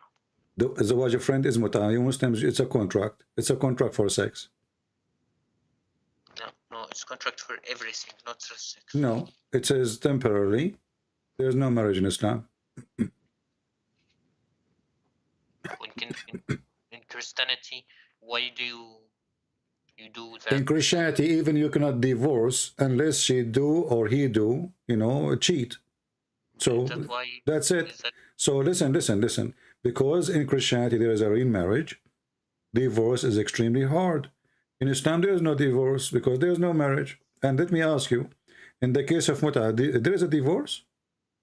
Okay, let me ask you, is there any There is a divorce if you are doing muta. in Islam there is divorce? No, There is there's no divorce. You are a liar. there is a surah called the talaq. It's a surah called the divorce. Talaq. Okay, but divorce is an end of contract, not an end of marriage. Because nikah does not mean marriage. Surah Talaq, Surah 65. Okay, Surah al-Talaq. But how you do talaq? You say just one word, correct? And the contract is ended. Okay, that's mean there's no marriage. It's just one word. You see, marriage, hold on, marriage is between two people, correct? With the agreement of the father of the person. No, you're a prophet. He can, if anyone without agreement of father. Is that true? He have a privilege. His penis is special. So listen. So, okay, with the agreement of the father, guys, agreement of the father, that's supposed to make it better. So now you have an agreement with the father. Who is the one who dissolved the agreement? One man. The father and the person. That's you are a liar. You divorce without permission from the father. Stop lying. No, I'm not saying about divorce. I'm saying so the woman, she is not the one who chose the divorce. It is the man who divorced her, correct? How it's contract? How is it? It's a contract between two, but only one he make decision. Because simply this is not a contract between two. She is an employee and he is the employer. It's a contract of employment, not marriage. So he can fire her anytime he want, to the point that Muslim today, they can even divorce their wife by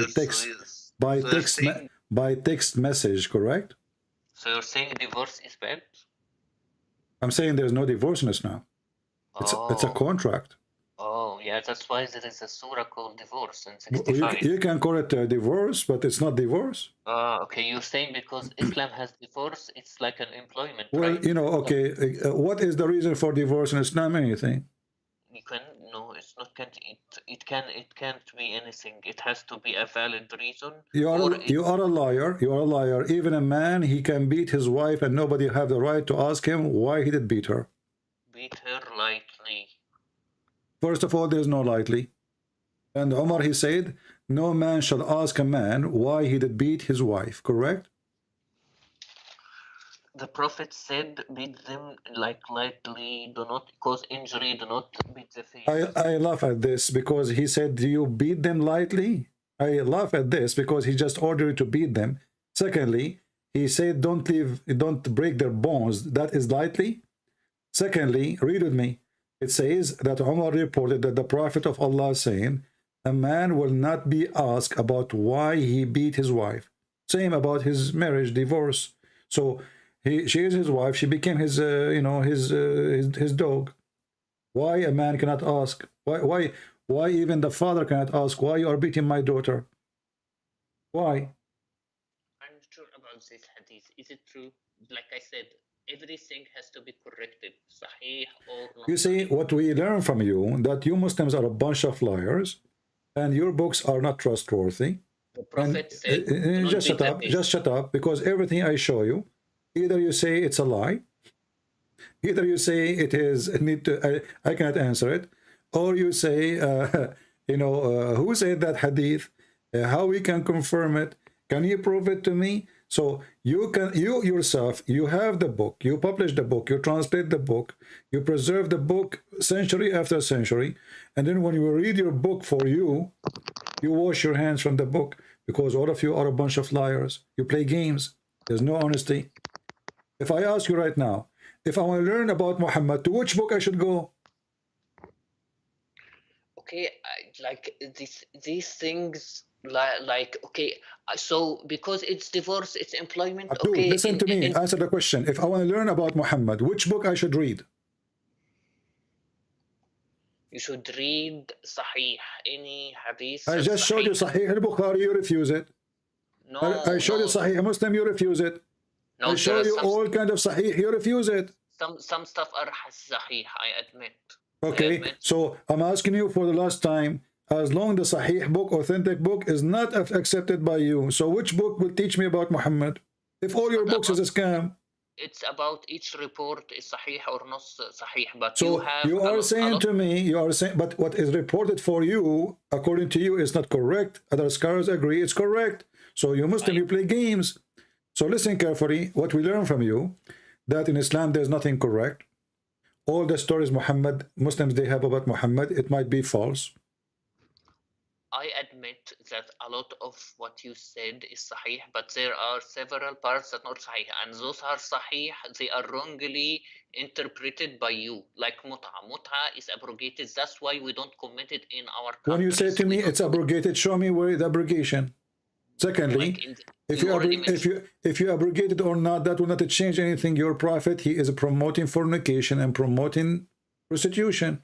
And by the way, there's a verse in the Quran giving license for prostitution. Like in the Bible is Old Testament. It was allowed. Many things were allowed. No, that's a lie. That's a lie. That's a lie. That is a lie. That's a lie. When a woman she was doing prostitution or fornication, the Jews they were chasing her to stone her. Right? Jesus he did not say don't stone her. Did not say don't practice the law of Moses, but he showed them that they are a bunch of hypocrites because they are chasing the women. Where is the man? And all of them they are sinners, and he knew their sin, so they are not qualified to judge the women. I'm asking you now, when your prophet he promote prostitution, what was the purpose? Because mut'a is prostitution. What was the reason for that? It's gradually banning zina. Why gradually? If he allowed it, it was not allowed. He is the one who allowed. Those are Muslims. They were doing it, and he allowed it. No, because if they are doing it, he did not need to allow it anyway. He wait until he forbid it, but he allowed it. He says any man, any woman would like to share the bed together for 3 days. He even tell them how many days. Okay. So why your prophet? He allowed prostitution. He doesn't allow prostitution. That's first. Second of all, Abdul, you are a liar. When your prophet says 3 days, 3 nights, this is prostitution? You pay her money. Do you pay her money or not? We don't do that today. No, so you see how hypocrite you are. You are washing your hand from it, obviously, because it is ugly. We don't do that today, Christian Prince. We don't do that today. Why? Because simply it's evil. So now you claim that you are a good person. We don't do that today, but your prophet, he did it. The companion, they did it. All his followers, they did it. And now you don't want to do it. So you are saying to me, you are cleaner than Muhammad. Muhammad was filthy. Abu Bakr was filthy. Umar was filthy. Today we are not filthy like them. This is what you are saying. Thank you very much.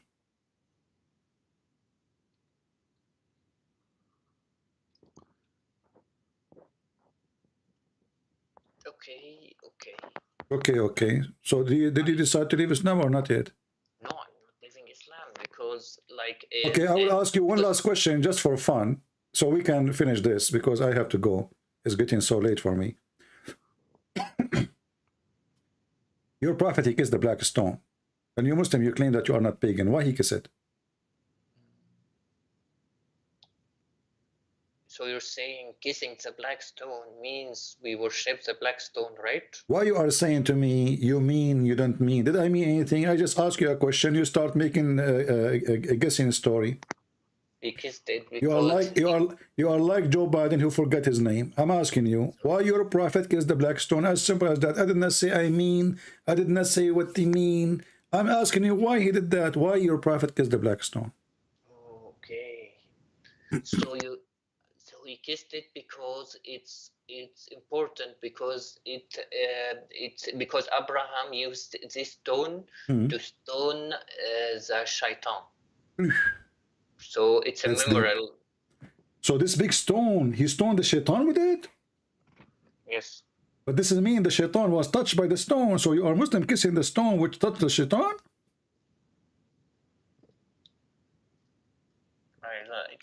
I don't see your point. Why this is bad? So, okay, Abraham, he hit the shaitan with the stone, and the stone hit the ass of shaitan. And now you Muslim, you kiss the stone because the stone kiss the ass of the shaitan. Is that what you are saying to me? No, we are kissing because the Abraham touched these kind of stones. No, you said, everybody heard you. You said Abraham, he hit the shaitan with it. Did you say that or me? I said that. You said that, right? Okay. Yes, So now that's mean the shaitan, he touched the stone. The stone touched the shaitan. Okay. And by the way, did he kill the shaitan or not? When he hit him with the stone? He didn't kill him. Man, that's bad. I wish he killed him. But did you notice that the stone is so big? So Abraham, he saw the shaitan. Where do you get this story from? This basically means that it's a memorial of what happened. He rejected the shaitan. He threw the rock. Well, my friend, can you show me the reference of what you are saying? What I know, that your prophet said that the black stone is going to have hands. Sorry, it is going to have tongues and eyes, and is going to witness for people in the judgment day. And he did not mention that Abraham, he hit the stone, shaitan with it. So, okay, you're saying that we basically worship the black stone. I'm not saying anything. You see, you keep playing the same stupid thing.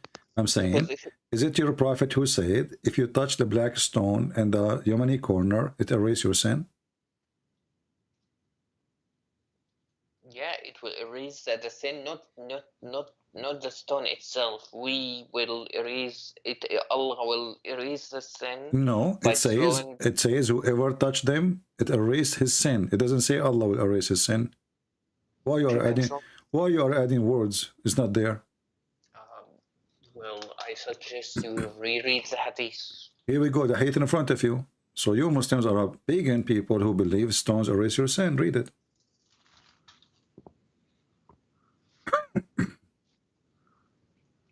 It's just like doing something that will erase your sin. Just okay. like doing something, but that thing is touching a stone. It's like good. It's good. Why touching stone? Why touching stone erase your sin? It's with good intentions. Like when you do a good thing. It's a stone. Doesn't matter. I'm asking you. You see, when I said to you, why your prophet he kissed the stone? You said to me, Abraham he hit the stone with the shaitan. And this is a stupid reason to kiss a stone. So if Abraham, he sat one day in this stone and his ass was on it, you Muslim, you kiss the ass of Abraham too? It's a stone. Why you are kissing the stone? You give me a funny answer. And now we find that if you touch the stone, it's erase your sin. Is it true that the stone is the right hand of Allah? No. Okay, what if I show the reference? Okay, I didn't see such hadith, but there is a hadith that says so. Then it must mean figuratively speaking, CP. I need you to just understand that if we kiss the stone, we worship the stone. That anyone who kisses his dog or his cat worships his cat. Well, if the cat is a living being and maybe you love her, you know, she is your cat, no problem. But why you kiss a stone? It's a stone. It's not even like present anyone. It's a stone. When you kiss. Is it true that the stone was the vagina and present the god of fertility? No. What if I show you that from the book of Tafsir? That Muslim women or women before Islam, they used to put their hand over their vagina when they have their period, because obviously they don't have babies, they cannot have babies, or they wish to have a baby. And because now they have their period, obviously they are not carrying a child. So what they do, they touch their vagina and they put their hand inside the black stone, which is in the shape of a vagina. CP, kissing someone doesn't mean you worship. My friend, why you are ignoring what I said to you? Is it true that the black stone, according to your books of tafsir, was the fertility stone, and people, they put their hand inside it, touching their vagina with the blood?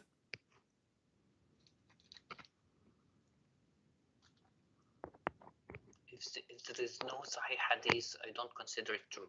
So you Muslims again, anything is embarrassment. You say this is not Sahih, It's not true. This is how you answer anything I will say to you.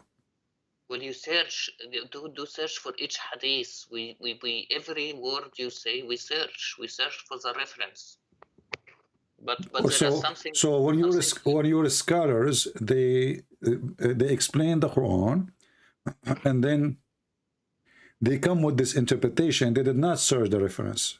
They are scholars. They are scholars. You call them scholars, and now they are not searching reference. Yeah, I admit there are a lot of hadiths you mentioned are true, but some are not true. My friend, you see, just to show you how stupid this religion is. If the scholars are scholars, called scholars, why they aren't the scholars if you don't agree with them? Are they scholars or not? So if the scholars are the scholars, then they should not explain something without being sure from that thing. This is Tafsir Abi Saud, volume number 1, page number 160. It says that Gabriel, he came with the black stone from heaven, and this stone was hidden in the mount of Abu Qubais, which is where Allah he hid the stone during the flood of Noah, which is funny. And then this stone was white like pearl. And then when the period, the menstruation of women touch it in the time of Jahiliyyah, it became black. Okay, that's what we said in the times of Jahiliyyah, at the times of Jahiliyyah. Thank you very much. Islam. Okay, so but why the people of Jahiliyyah used to do that? Because this is the stone of fertility. Jahiliyyah means before Islam. Exactly, and Muhammad is following what before Islam? He is just a pagan like them. So why it became black? When menstruation of women touch it, it become black. And that's what your prophet said. Your prophet says that the black stone was white like pearl, and the sin of mankind make it black. What sin is talking about? Those Arab, they believe that the woman, she cannot carry a child. Either her or her husband did something wrong.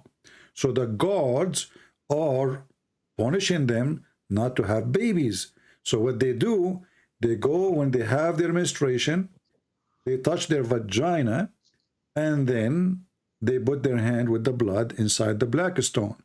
And if we look at the black stone, we will see that the black stone looked like a vagina. Can you explain why the black stone looked like a vagina? This is first a tafsir, okay? And this is your tafsir. This is your tafsir. Don't tell me this is the tafsir. Don't tell me this garbage. You see, I'm showing you you Muslims. Those are your website. Those are your library.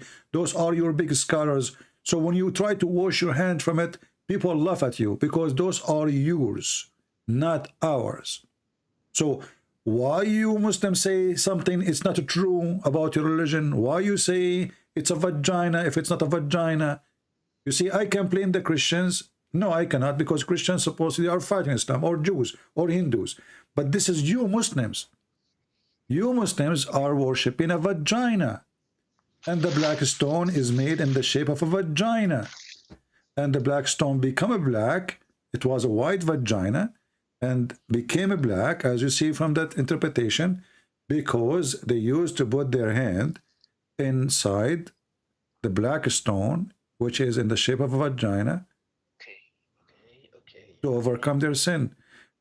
Just one last thing. When your prophet, he says this black stone is going to witness for you in the judgment day. Did he say that, or you believe it, or you don't? I believe this. Okay. So how come there's nothing left of the black stone? What? Nothing left. Look what left. Few little tiny rocks. The rest is wax. So you have a stupid God. He told you the black stone is going to witness for you in the judgment day, but there's nothing left of the stone. There's a few little tiny rocks in the size of your booger. There's no stone. And they have to do maintenance to the black stone every few days, and they add wax to the stone. You know? You can go right now and search, and this is a proof that Muhammad is a fraud. Because if this stone is going to be witness for you in the day of judgment, if there's anything wrong with testifying Who told you like My this? friend, This hold is on, not. hold on. How is going to testify if there's no stone left? There's a small tiny rocks is gone. Do you see the guy? Why? Do you see the Why? guy? Look at the screen. Look, there's a video on YouTube. Search for the black stone maintenance. You would die laughing. Allah could not preserve the black stone, which is his holy stone. Abraham, he hit Shaitan with it. Allah, he sent it to Adam to build the Kaaba. The black stone is the right hand of Allah. The black stone is going to witness for us in the day of judgment. It's going to have eyes and tongue. CP, And then we find that there's no stone left. CP, what are you talking about? We are throwing the stone every day, and it will testify. Okay. What stone you are throwing? We are talking about black stone, you idiot. You don't throw the black stone. You throw rocks. Those, they get them to you from the dump. Here we are talking about the black stone of Allah. There's no stone left. There's a small, tiny rocks. They embedded inside the rocks. So when Allah, he promised you that this stone is going to witness for you, and then we find that the stone is gone, that is laughable. Don't you agree? Be honest. You need to do maintenance for Allah, promise. Allah could not preserve. Allah could not preserve his stone. There is no evidence that it's not there, and I need to tell Abdul, it's in front of you. What's wrong? What do you mean it's not there? Do you see? Go watch YouTube. They are doing the waxing every few days. This is wax. There's no stone left. There's nothing left. There's a small, tiny rocks, in not even the size of a little nail. And they put wax around them, and they claim that those little tiny rocks is from the black stone. But even that, there's no proof of that. Where is the proof that those are even from the black stone? Okay, I need to explain to you. When it said this stone will be a witness against us, it has heard all the words from your Lord has said to that. It says there in Joshua 24:27. It says stones will testify. So it's not a problem that stones testify. Abdul, and I can show you that even Jesus, he quoted that, and you are stupid. The stone will testify. That means you cannot lie about what you did, what you done. Everything is witnessing for what you did. But this is not real stone is going to go and talk and walk. You're a prophet, he claimed here that the stone is going to have a real tongue, real eyes. And now we have a problem because the stone is gone. There's no stone. And this is a special stone, not any stone, the black stone. And it's a holy stone for you. And you kiss it. And as you see, when you touch it, it erases your sin. And it's going to witness for you. So when we see that this is nothing left, it's gone. So the promise of Allah that the stone will witness for the judgment day, it was a false prophet stone promise, because nothing left of the stone. How the stone will witness if there's nothing left?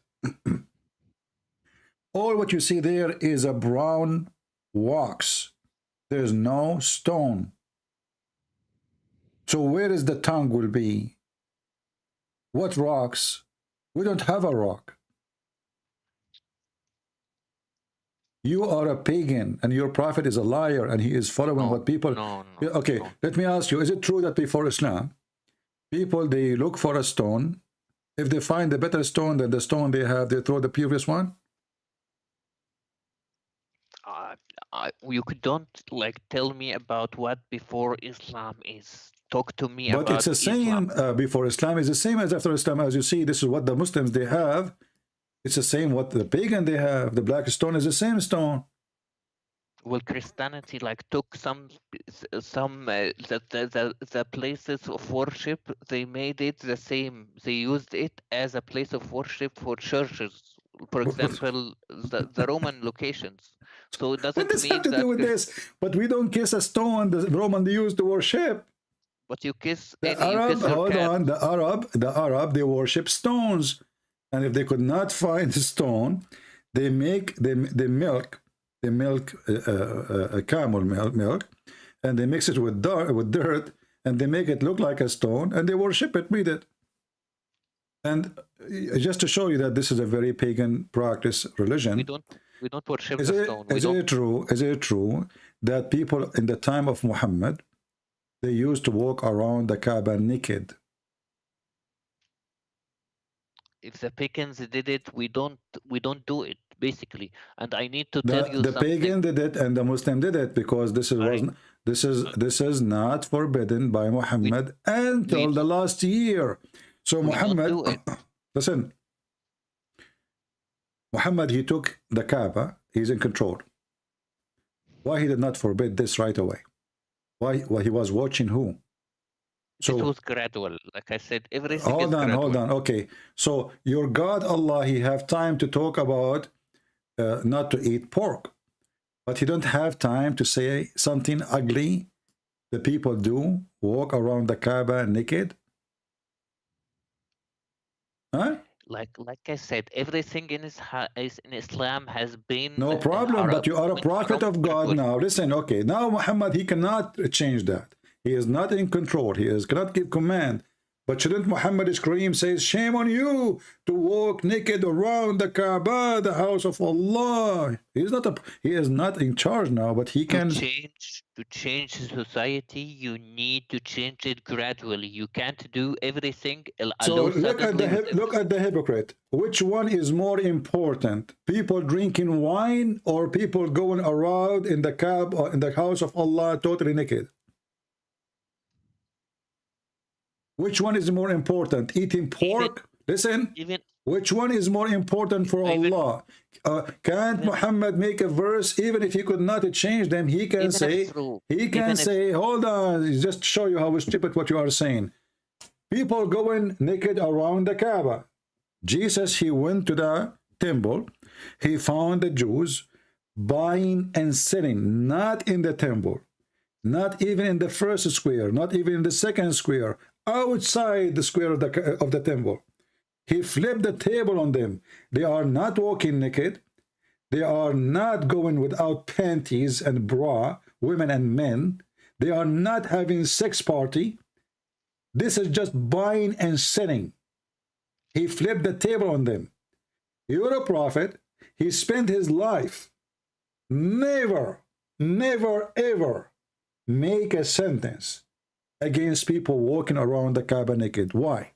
Even if it's true, if the hadith is true, then it was gradual. You can't tell someone suddenly don't do this until you do it gradually. You have to spread it. What a gradually, society. My friend? Shouldn't you tell them first it's wrong? Gradually, just get lost. You are just a scam. This is a simple. Just get lost.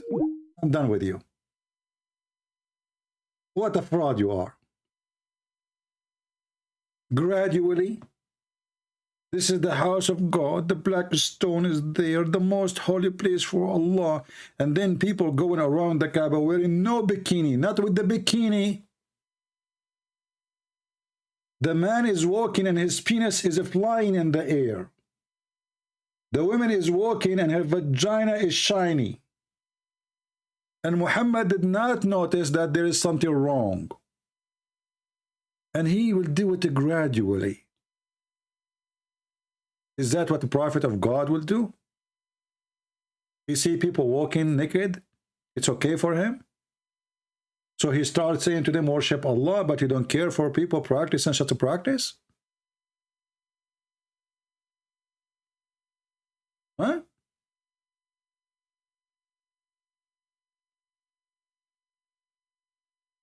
This is telling us, and not only that, if you read my book, Sex and Allah, you will find that Muhammad, when he saw a woman, he liked her, he wanted to sleep with her. She was singing. This is what we show, and it's not available. Obviously, she is saying that to Muhammad because he was staring at her ass and her vagina.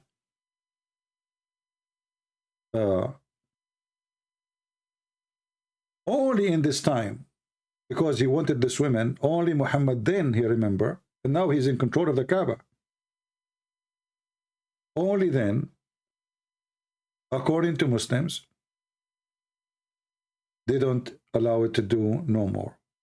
So all those years Muhammad was watching, enjoying women going totally naked around the Kaaba. And then we need to ask ourselves, what was the religion which they used to practice? Islam is nothing but a pagan sexual cult. And Muhammad, he continued the same sexual cult. And until now, the Muslims are naked.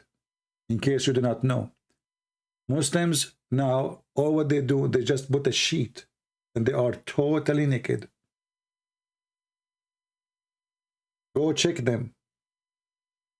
If I type right now the word Hajj, what you will see naked men. They don't let the women do that, but women are not wearing panties too. And men and women, they are mixed. And the Kaaba is so busy. And a lot of fornication happened. Until now, they are naked. Nothing changed.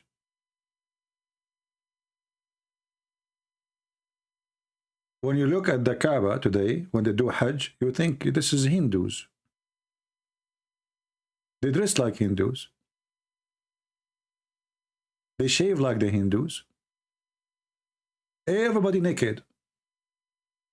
Everybody.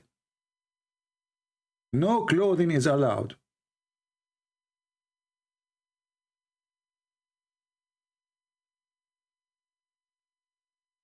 This is the truth.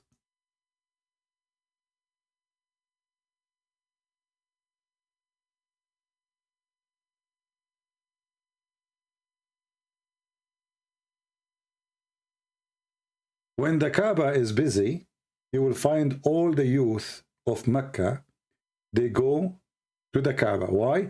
Because this is where they can touch women, they can molest women, and nobody can get them busted. The place gets so busy, women and men are going around the Kaaba. Sometimes even there is no space even to move. A man, he attached himself behind the women and he molest her. Sometimes even the women, she asked the guy to meet her there so they can touch each other and nobody even notice because the place is so busy.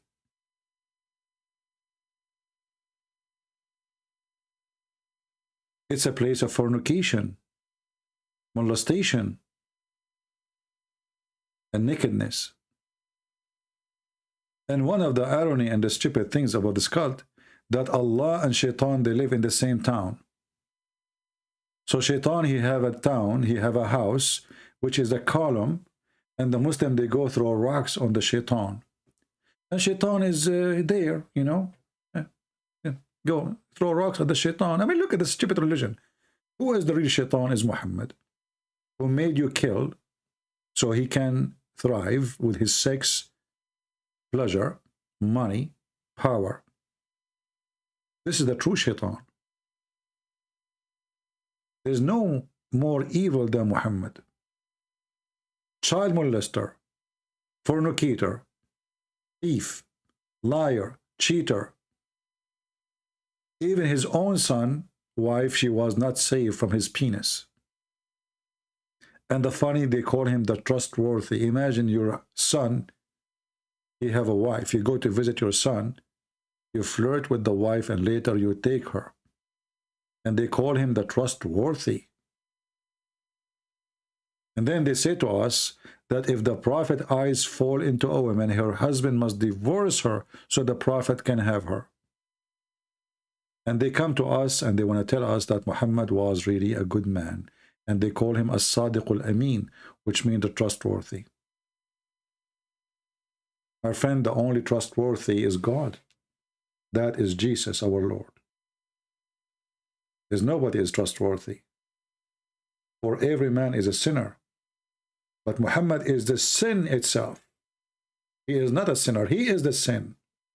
For he promotes fornication. He make it coming from God. He ordered the wrong to be the right.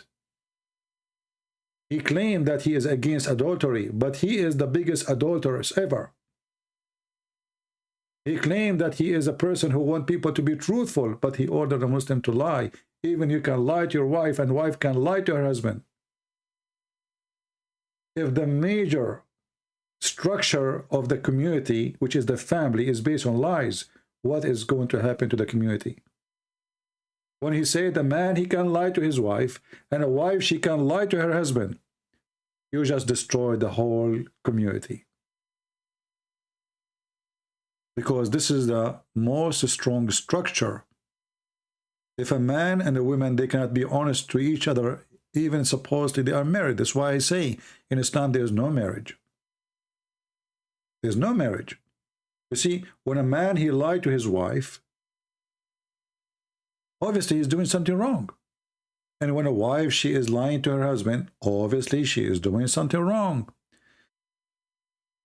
Generally speaking, we lie because we try to hide the wrong we do. But when somebody make you believe that lying is okay and this is God teaching, that is the devil. And this is totally the opposite of what Jesus said. Satan is the father of all lies, and he forbid us even from taking oath, either yea, yea, or nay, nay. Muhammad, even he allow you to take false oath, and he said, Allah will not take you accountable for your false oath. He will judge you by the intention of your heart. But then ask yourself, well, the intention of my heart is not what I am saying in my mouth, but this is what evil is about? I say something, I do something else. Correct? So Muhammad is teaching us to be hypocrite. You take oath in the name of God, lying, it's okay, because God will judge you by what is in your heart.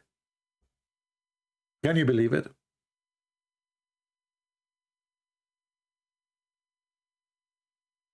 Anyway, my friends, it's almost it is 2:18 a.m. in the morning, and my back hurt from sitting for long hours. I had a long day actually today, so I really apologize, and I lost my voice speaking to this Dajjal. He's trying to lie to us. I don't mean to insult him, by the way. I feel sorry for him. He was so angry, so upset, but he tried to escape by duct tape in a shameful way. Why you want to do that? Why you cannot be a man, honest with yourself? Your prophet obviously is a fraud. Why we need to lie to each other? You think if you keep lying, people are not, we are laughing. A prophet, he order, a command of a murder, second day in the morning he changed it, and the excuse, this was the law for the tribal. Well, why you do it? Why you follow the wrong one?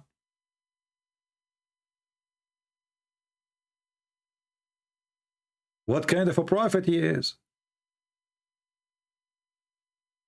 Why you allow prostitution? Did Moses allow prostitution? Did Jesus allow prostitution?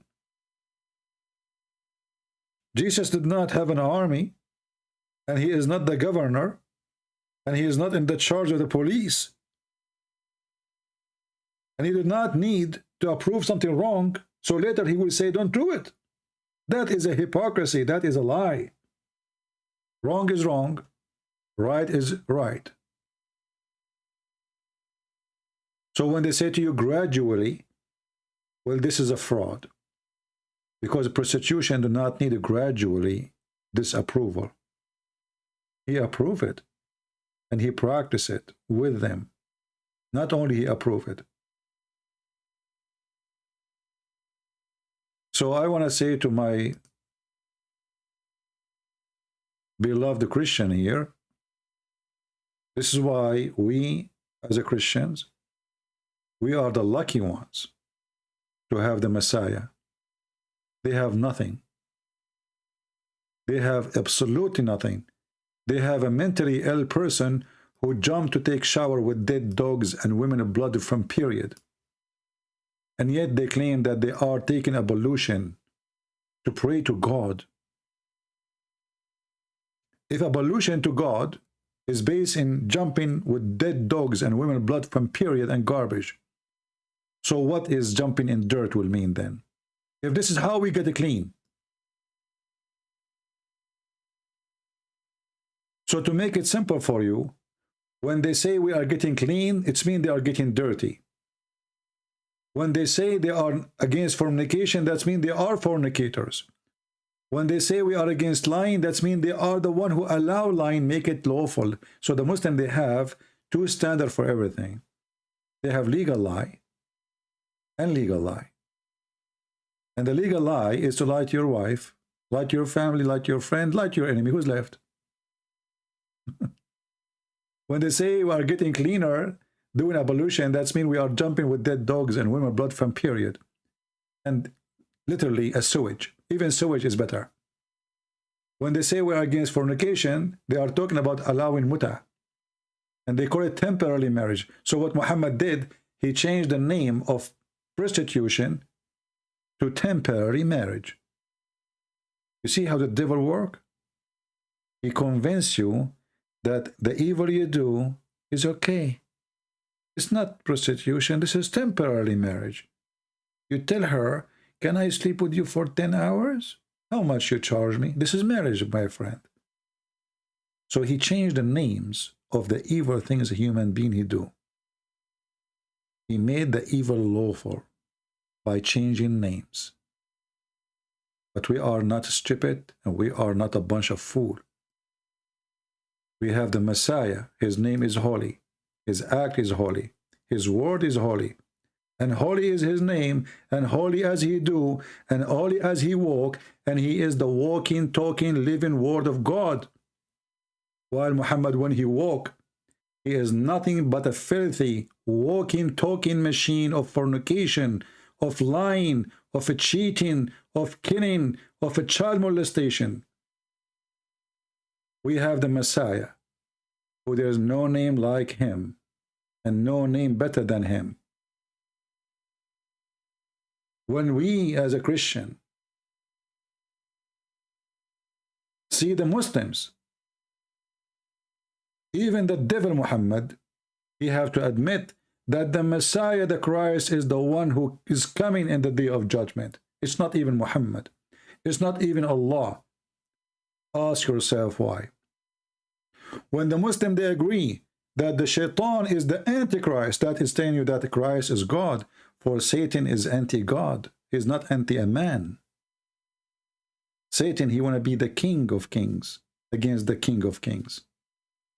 Satan, he challenged God, not a man. The Antichrist is telling us who is God. Shaitan is not anti-Muhammad.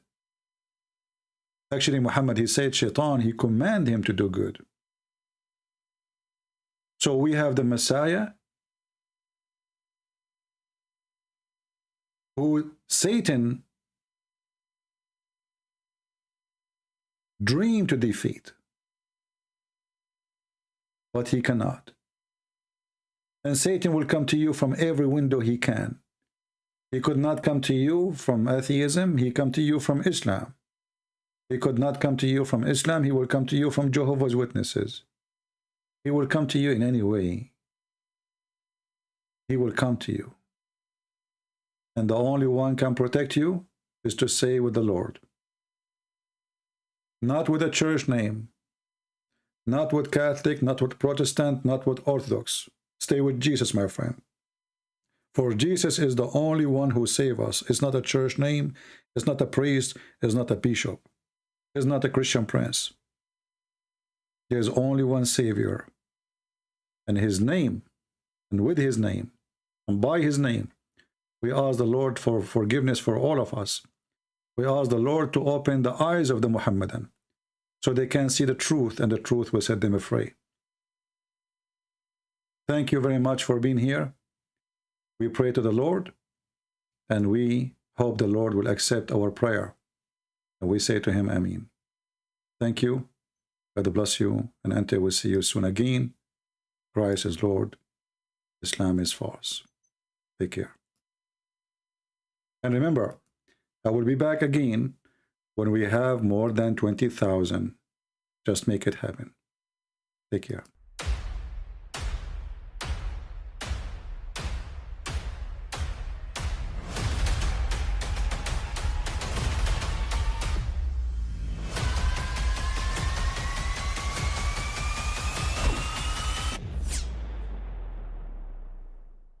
I mean, again, he doesn't know who Gabriel is, right? Because he didn't come from an Abrahamic faith.